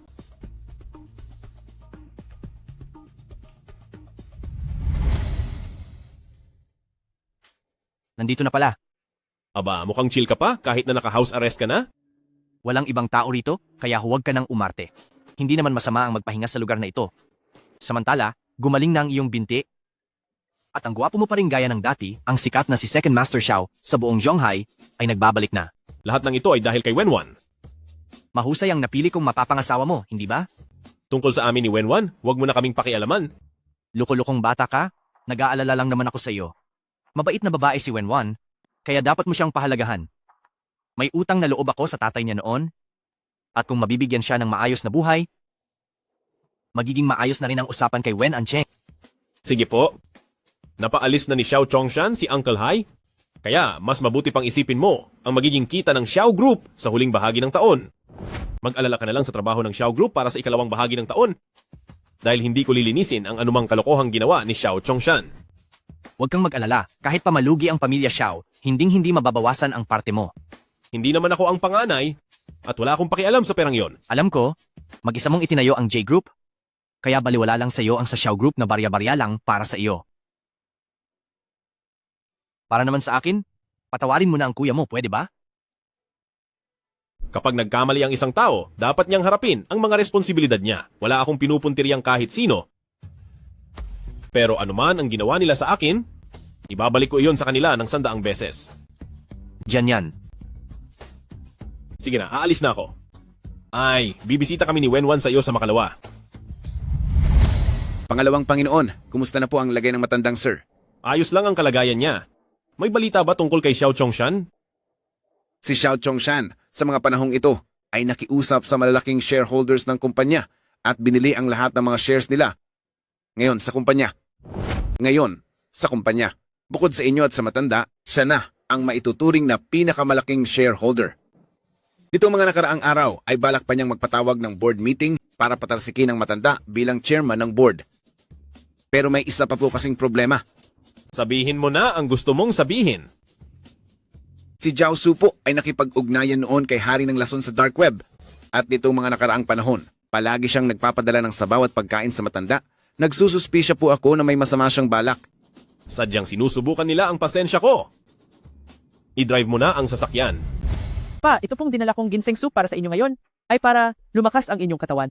Nasa ospital naman na tayo at kumpleto ang lahat. Hindi mo na kailangang magpakapagod pa. sa pagdadala rito ng pagkain araw-araw. Pa, bakit niyo naman po nasabi iyan? Dapat lang po naalagaan ko kayo, hindi po ako napapagod. Heto po, inumin niyo na habang mainit pa. Wala pa akong gana ngayon. Ilapag mo muna iyan dyan. Mamaya ko na iinumin. Pa, para naman po kayong bata, ang sabaw na ito ay kailangang inumin habang mainit. Sige na po, inumin niyo na, ha? O sige na nga, akin na iyan.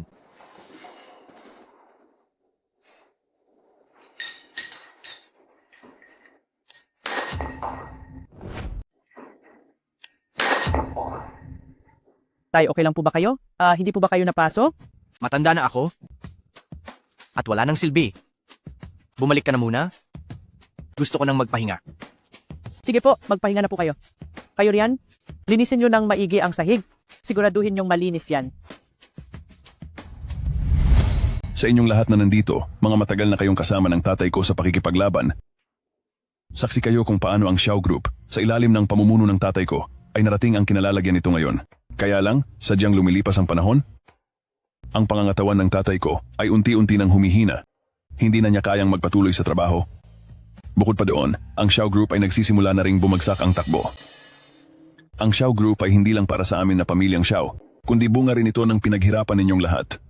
Kaya ang mungkahi ko, muling maghalal ng bagong chairman ng board na siyang gagabay sa Xiao Group tungo sa bagong tagumpay. Ipakita natin ang ating husay muli.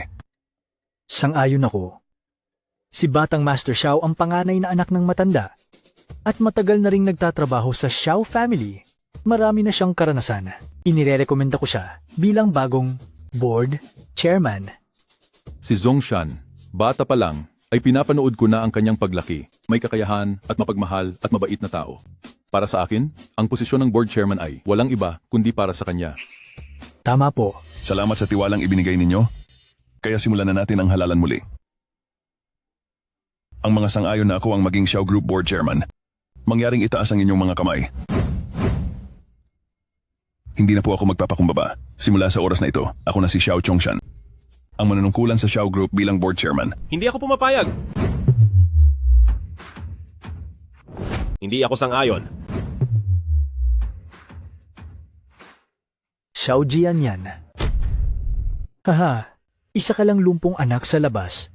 Anong karapatan mong hindi sumang-ayon? Ako ang independent director ng Xiao Group at hawak ko ang pinakamalaking share sa Xiao family, kaya may kapangyarihan akong bumasura ng kahit anong desisyon. Tay, mukhang maganda po ang lagay niyo ngayon. Siguradong makakalabas na kayo ng ospital sa lalong madaling panahon. Oh? Makakalabas pa ba ako? Tay, bakit niyo naman po nasasabi yan? Kapag bumuti na po ang katawan niyo, syempre ay makakauwi na kayo. Pero sabi po ng doktor tungkol sa lagay niyo, hindi niyo po dapat pinapagod ang sarili niyo. Ang tungkol sa mga gawain sa kumpanya, ipagkatiwala niyo na po yan kay Zongshan.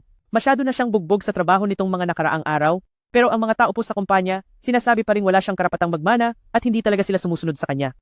Tay, bakit po ba sila ganoon? Ano bang gusto mong sabihin? Diretsuhin mo na ako. Tay, kapag nilagdaan niyo po ito, ang mga tao sa kumpanya ay wala na pong masasabing masama. Ang mga tao sa kumpanya, wala na silang masasabing chismis pa. Paglipat ng share? Haha. Huli ka na. Ang mga shares ko ay naipatapon ko na kay Jian yan. Ano? Nababaliw na po ba kayo?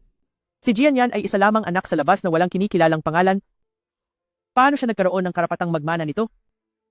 Dahil hindi niya ako lalasunin. Imposible ito. 8% lang ang shares mo at mayroon akong 42% shares. Ako ang pinakamalaking shareholder. Tingnan nyo, nailipat na sa akin ng matanda ang lahat ng mga shares. Ngayon ay hawak ko ang 52% shares at ako na ang pinakamalaking shareholder ng Xiao Group. Wisit, yung matandang yun, nababaliw na ba siya? Sige, ngayon ay iminumungkahi ko, nalalahok ako sa eleksyon ng Board of Directors ng Xiao Group.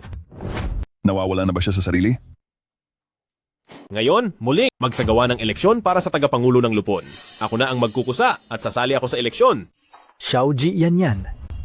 Kahit pa lumahok ka, ay wala ring silbi. Hindi ko pa kailanman nabalitaan na may malaking kumpanya na hahayaan ang isang may kapansanan na maging tagapang... Kapag nalaman ito ng iba, ang dangal ng Xiao Group ay tiyak na mawawala, di ba?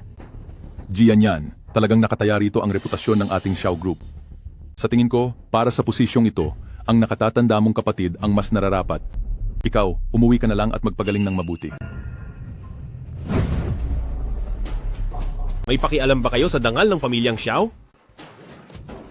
Ang binti mo. Ikaw. Ang Direktor Liu ng Departamento ng Pananalapi. Ikaw. Sa Accounting Department, si Direktor Liu. Ginamit mo ang 50 milyong dolyar ng kumpanya para sa future stocks. Nabayaran mo na ba ito ngayon? 4 na buwan na ang lumipas. Mali ba ako? Libu Huay. Nakasama mo si Elder Xiao ng mahigit 30 taon. Naging mabuti siya sa iyo. Gumamit ka ng mga hamak na materyales. Dinagdagan ng mga presyo para mangurakot. Hindi ba totoo ang sinasabi ko? Tingnan nyong mabuti. Paulit-ulit ninyong sinasabi na mahalaga sa inyo ang dangal ni Xiao family, tapos ganito ang gagawin ninyo? Kailangan ko pa bang tawagin ang 911 para asikasuhin ito para malaman ng lahat sa Zhonghai kung gaano kasama ang mga ugali ninyo? Xiao. Second Master Xiao. Huwag po kayong magbiro ng ganyan. Kami po, buo ang suporta namin sa inyo bilang chairman ng board. Tama. Jianyan, ang tungkol sa usaping ito ay apektado ang reputasyon ng ating Xiao Group. Hindi niyo po ito pwedeng ipagsabi sa iba. Sa pag-upo niyo bilang chairman, ang iyong Uncle Lee ang unang papabor diyan. Sige, iminumungkahi ko na si Xiao Jianyan ay simula na ngayon.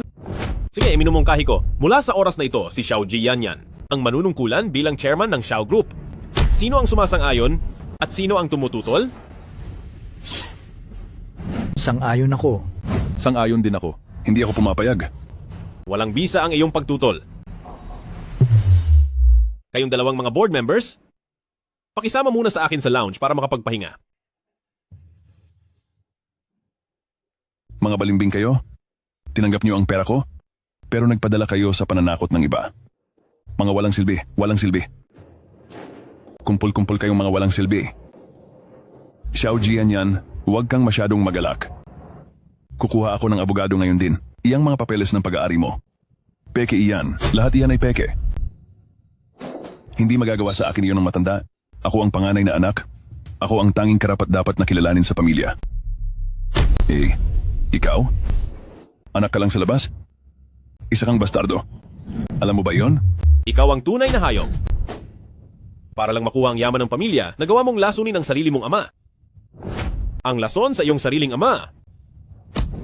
Ang pag-imbento ng aksidente sa kotse, ang pagpapabayad sa iba na sirain ang mga preno ko, ang pagnanakaw ng posisyon sa kumpanya, at ang maling paggamit ng pondo, lahat ng iyan ay nagagawa mo lang dahil sa kawalan mo ng hiya. Pangalawang Panginoon, nahanap na namin ang ebidensya. Doon sa kutsara, mayroon itong nakahid na lason. Kapag ang gamot na ito ay matagal nang nainom, maaring magdulot ito ng sakit sa puso. At isa pa, ang video mula sa CCTV ng iyong aksidente, kahit na hindi na ito mahanap, pero ang dashcam ng mga sasakyan sa tabi ng daan ay may naitalang video. Mayroon ngang gumalaw sa sasakyan nyo noon. At nahuli ko na ang taong iyon. Inamin niya na si Xiao Chongshan ang nag-utos sa kanya.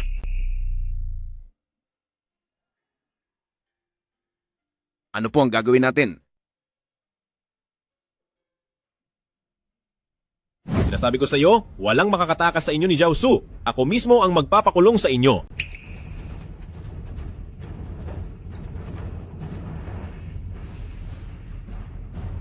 Sinasabi ko sa iyo ang totoo tungkol sa negosyo ni Xiao family. Sasabihin ko sa iyo ang totoo, wala akong interes sa kumpanya ni Xiao family.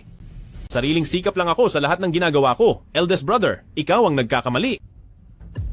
Panzao, bahala ka na sa kaniya. Xiao Jianyan. Sa buong buhay ko, isa lang ang naging pagkakamali ko.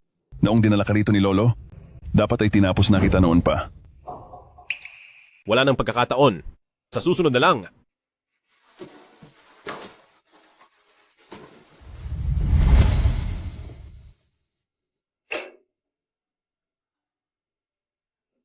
Sabihin mo sa akin, talaga bang mahalaga ang pera?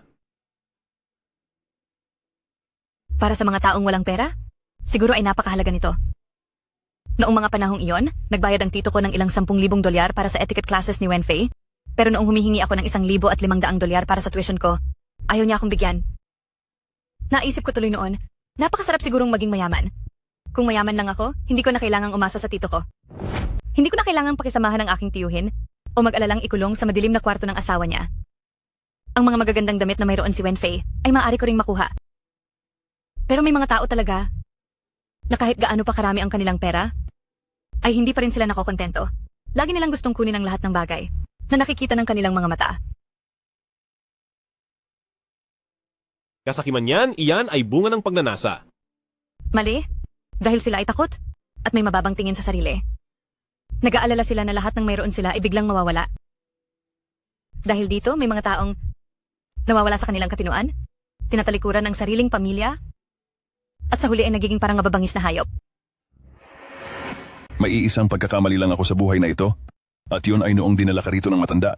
Dapat ay tinapos na kita agad noong oras na iyon.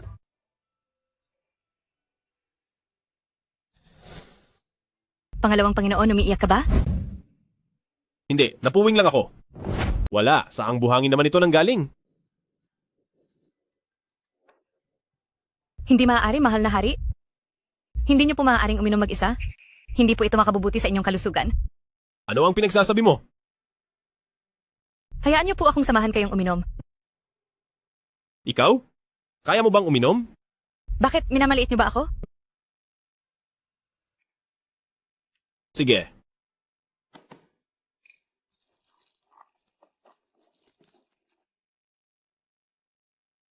Pagkatapos ng isang basong ito, sana lahat ng masasama at magulong bagay ay tuluyan ng maglaho.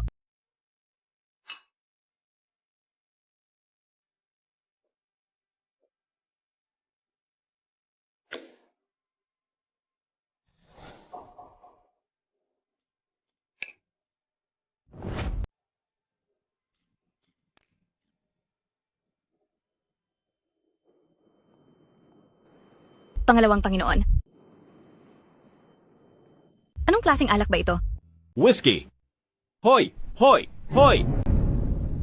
Wala namang taong umiinom ng isang buong baso ng whiskey nang ganoon lang.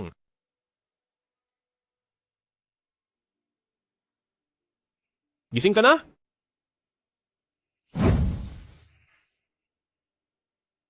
Nasaan ako? Sino ka? Ano ang ginawa mo sa akin? Huwag ka nang magpanggap. Aray! Dapat bang maging mahinhin ang mga babae? Halika, may ipapakita ako sa iyo. Napublish na ba ang aking Zwiyu? Oo. May gusto kong aminin sa iyo. Sana ay hindi ka magalit. Sabihin mo, sino ang babae mo? Pupunta ako doon para parusahan siya. Anong ibang babae ang pinagsasabi mo? Pagbabayarin ko siya. Sinong kabit ang pinagsasabi mo? Ang totoo, ako ang boss ng Xingyue Publishing House. Ako ang pumirma sa kontrata ng copyright para sa nobela mo. Siyempre, pinirmahan ko iyon dahil napakagaling mong magsulat. Talaga? Hindi mo ba ako babastos para sa trabaho? Siyempre, totoo ito. Ipinadala ko ang nobela mo sa maraming sikat na screenwriter at para sa kanila, napakahusay ng pagkakasulat nito. Kaya ngayon, bilang kinatawan ng J-Group, formal kong iniimbitahan si Miss Wen na maging editor-in-chief para sa pelikula nating Zuiyu.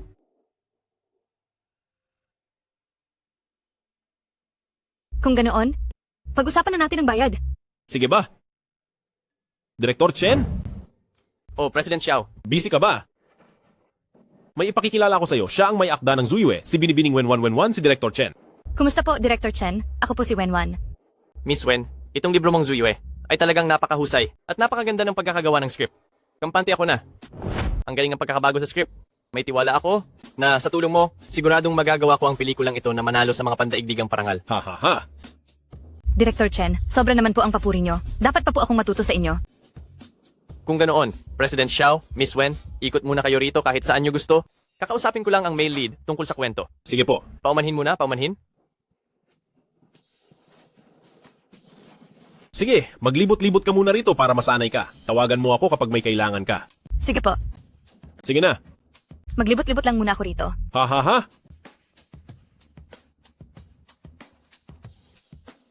Ano nga pala una na ako may kailangan lang asikasuhin sa opisina. Ay, sige po.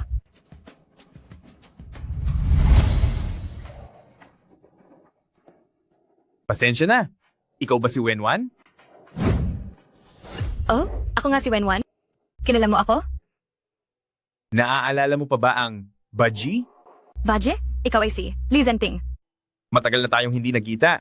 At hindi ko inaasahan na wala ka pa rin pinagbago. Hinding-hindi talaga kita nakilala. Bakit sobrang gwapo mo na ngayon? Bakit ang gwapo mo na ngayon? Huy, anong ginagawa mo rito? Baguhang aktor na kasi ako ngayon. Pumunta ako rito para mag-audition. Baka sakaling may pagkakataon. Add mo naman ako sa WeChat. Napakaliit talaga ng mundo. Akalain mo namang magtatagpo tayo rito.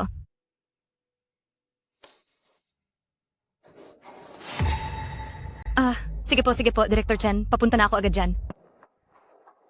May kailangan lang akong asikasuhin. Mauna na ako. Mag-usap na lang tayo sa WeChat. Chat tayo ha. Sige, bye-bye! Bye-bye, sige. Anong klaseng kalokohan ito? Sumusobra na to. Director Chen, kailangan niyo po ba ako? Teacher Wen. Tungkol naman sa script na, to, may ilang bahagi na kailangan mong baguhin? Ano po iyon? Makikinig po ako. Ganito, yung setting ng bidang lalaki na pipi. Baguhin mo na sa huli, hayaan mo siyang makapagsalita sa dulo. Pero kapag binago natin iyan, magbabago ang buong takbo ng kwento. At iyan pa naman ang pinaka-importanting punto ng serye. Isa pa, ito ang pinaka-importanting aspeto ng kwentong ito. Ay nako, alam ko yan. Pero ngayon, ang bidang lalaki mismo ang humihiling nito. Pero bago pa pumasok ang mga artista, hindi ba nabasa na nila ang script? Teacher Wen, masyadong maikli pa ang panahon mo rito sa produksyon? May mga bagay talaga na iba sa iniisip mo. Director Chen, ito na po ba ang ating scriptwriter? Kayo po siguro ang ating scriptwriter. Pakisuyo naman po na gawing normal na tao ang karakter ni Jia, yung magaling sana kumanta at sumayaw para naman matuwa ang kanyang mga fans. Salamat po, pagpalain kayo. Narito ka ba para i-shoot ang Zuiyu o para sa ibang pelikula? Kapag binago yan, Zuiyu pa rin ba ang tawag dito? Bumibili ang mga fans ng ticket para lang makita si Jia, tapos simula umpisa hanggang dulo ay wala siyang kahit isang linya. Siguradong magagalit ang mga fans kapag napanood nila yan. E di sana hindi niyo na tinanggap ang project na ito. Director Chen, natatandaan ko na napag-usapan na natin ito dati, di ba? May problema ba? Ganito po kasi. Baka nga hindi sapat ang kakayahan ko, pero talagang hindi ko mababago ang script ng ganyan. Baka dahil ito sa wala akong sapat na kakayahan, pero ang totoo, hindi ko talaga mababago iyan. Director Chen, nakasaad ng malinaw sa kontrata na ang nilalaman ng pelikula ay hindi dapat makaapekto sa imahe at reputasyon ng artista. Kapag nabawasan ng ilang milyong followers si Jia dahil dito, ikaw ba ang magpapasa ng pananagutang iyon? Pero nakasaad din sa kontrata na kapag hindi nakipagtulungan ng artista sa shooting, sila ang magbabayad para sa lahat ng lugi. Director Chen, sa loob ng produksyong ito, mula kailan pa nagkaroon ng karapatan ang isang hamak na manunulat na magdikta kung ano ang dapat gawin? Magdedesisyon ka ba kung babaguhin mo o hindi? Magsalita ka na. Hindi yan mababago.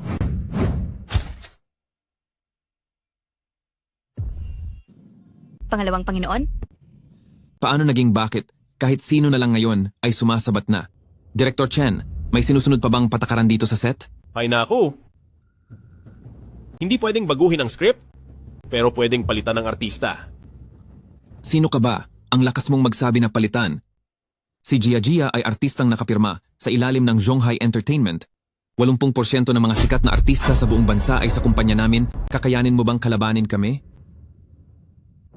80% ng mga sikat na artista sa buong bansa ay galing sa kumpanya namin. Balak mo ba talagang kompetensyahin kami? Parang hindi mo naiintindihan ang mga sinasabi ko. Hello, Panzo? Zhonghai Entertainment City. Tama, alam mo na ang ibig kong sabihin. Alam mo na ang dapat mong gawin? I-blacklist sila. Para kanino ba yung pag-aakto mo? Napakayabang mo talaga. Hoy, teka.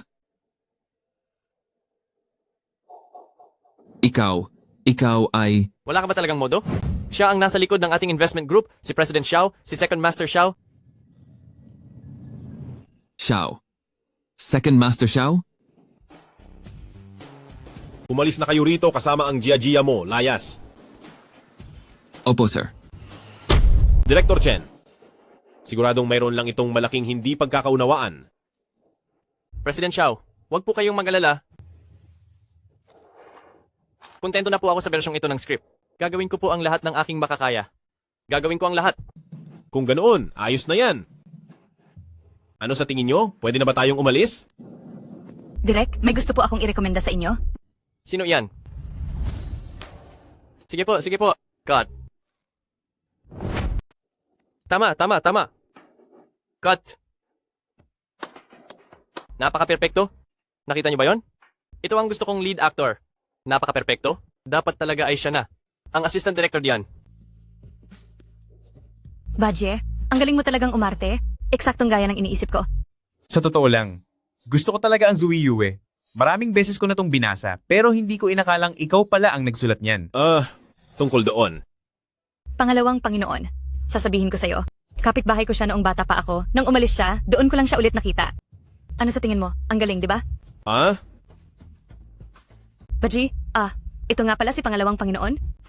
Pangalawang Panginoon, kumusta po? Ako po si Lee Zenting. At si Wenwan po, ang pinakamatalik kong kaibigan noong bata pa kami. Salamat po sa pagkakataon, pagsisikapan ko po talaga. Wenwan, kailangan na nating umuwi. Pangalawang Panginoon, ayos lang kung may gagawin ka pang iba. Balak naming mag-celebrate ni Badje. Sinasabi ko sa'yo, ang bahaging ito ay ganito ko isinulat.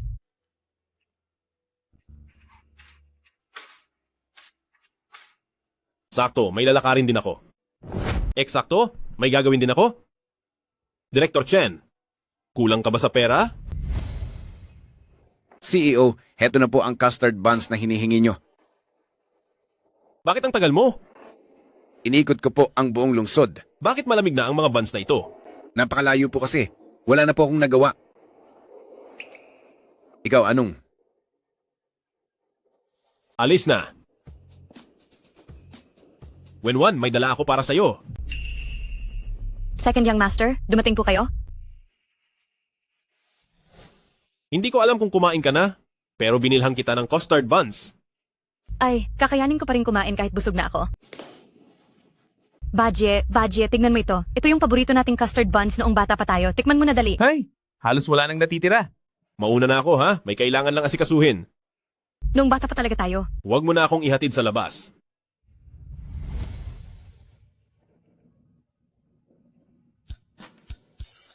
Baguhin ang kwento at tapusin ang bida?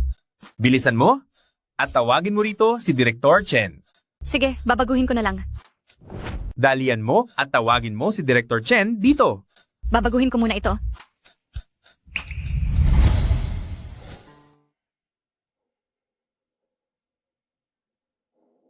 Dahil parang hindi ito tama. Tara, balik na tayo sa kumpanya. Pangalawang Panginoon, hindi mo ba talaga pupuntahan ng misis sa set? Sige po, ihahanda ko na ang sasakyan. Siya nga pala, Pangalawang Panginoon. Tingnan mo, ito ang mga email mula sa ilang overseas publishers. Gusto nilang ilabas ang iba't ibang lengguwahe na bersyon ng Zuiyu. Sa tingin mo po ba, dapat ko itong ipakita sa misis? Ibigay mo sa akin, ako na mismo ang magbibigay sa kanya. Ingat! Ayos ka lang ba? Titingnan ko. Okay ka lang ba? Salamat sa tulong mo kanina. Direk. President Xiao, anong nangyari? Paano nyo ba inaasikaso ang kaligtasan dito sa set? Muntik na may madaganan kanina. Naku, pasensya na. Muntik nang may matamaan kanina. Naku po. President Xiao, wag po kayong mag-alala. Sisiguraduhin kong masihigpitan namin ang seguridad sa set. Sinisigurado ko po na hindi na ito mauulit. Gusto mo pang maulit ang ganito, ganoon ba? Kapag may nangyari, sino ang mananagot? Ayusin nyo na ang problema sa kaligtasan nyo ngayon. Kung hindi nyo kayang ayusin, huwag na nating ituloy ang shooting. Hindi naman po ganoong kalala. Aksidente lang naman ang nangyari. Tama siya, President Xiao. Ayos lang ako. Hindi na kailangang ihinto ang produksyon. Nagtatanong ba ako sa iyo? Pangalawang Panginoon? Ayos lang din naman ako, aksidente lang ang lahat. Huwag na nating palakihin ang ganitong kaliit na bagay. Ako pa ngayon ang nagpapalaki ng gulo? Sige. Sige, mukhang wala na palang silbi ang mga sinasabi ko.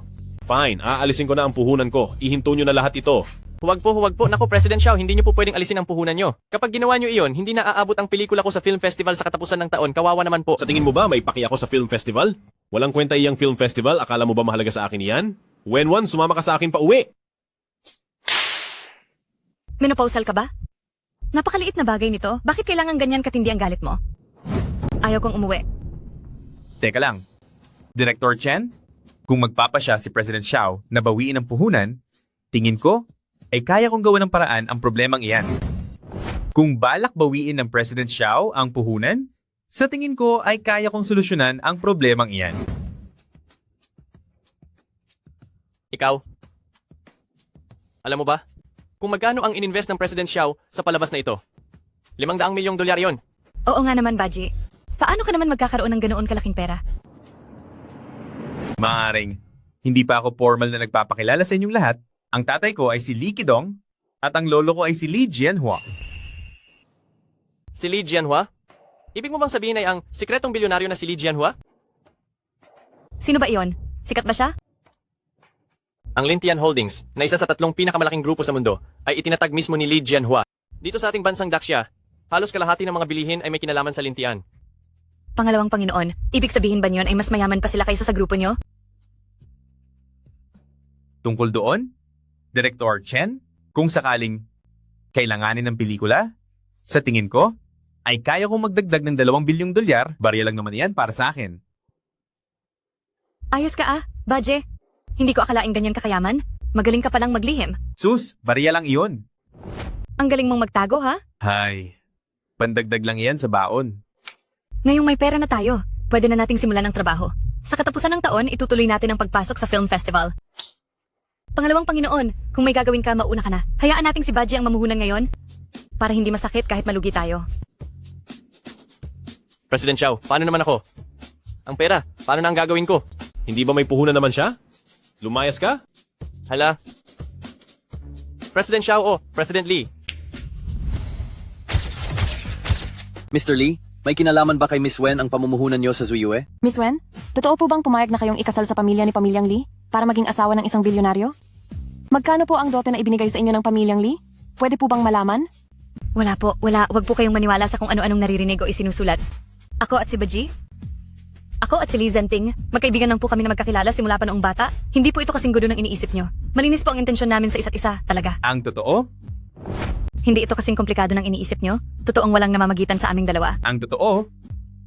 Talagang nililigawan ko si Binibining Wenwan. At naghahanda na rin ako mag-propose sa kanya.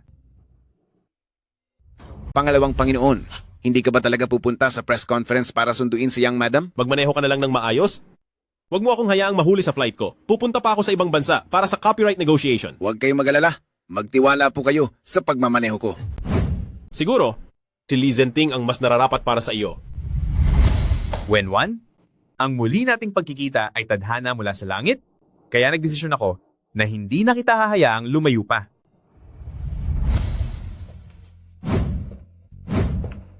Pakakasal ka ba sa akin, Wenwan?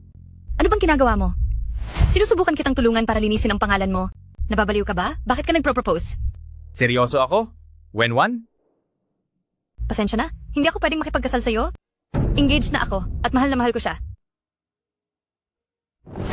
Patawad po, pero hindi kita maaring pakasalan. Nakipagkasundo na ako sa iba at mahal na mahal ko siya.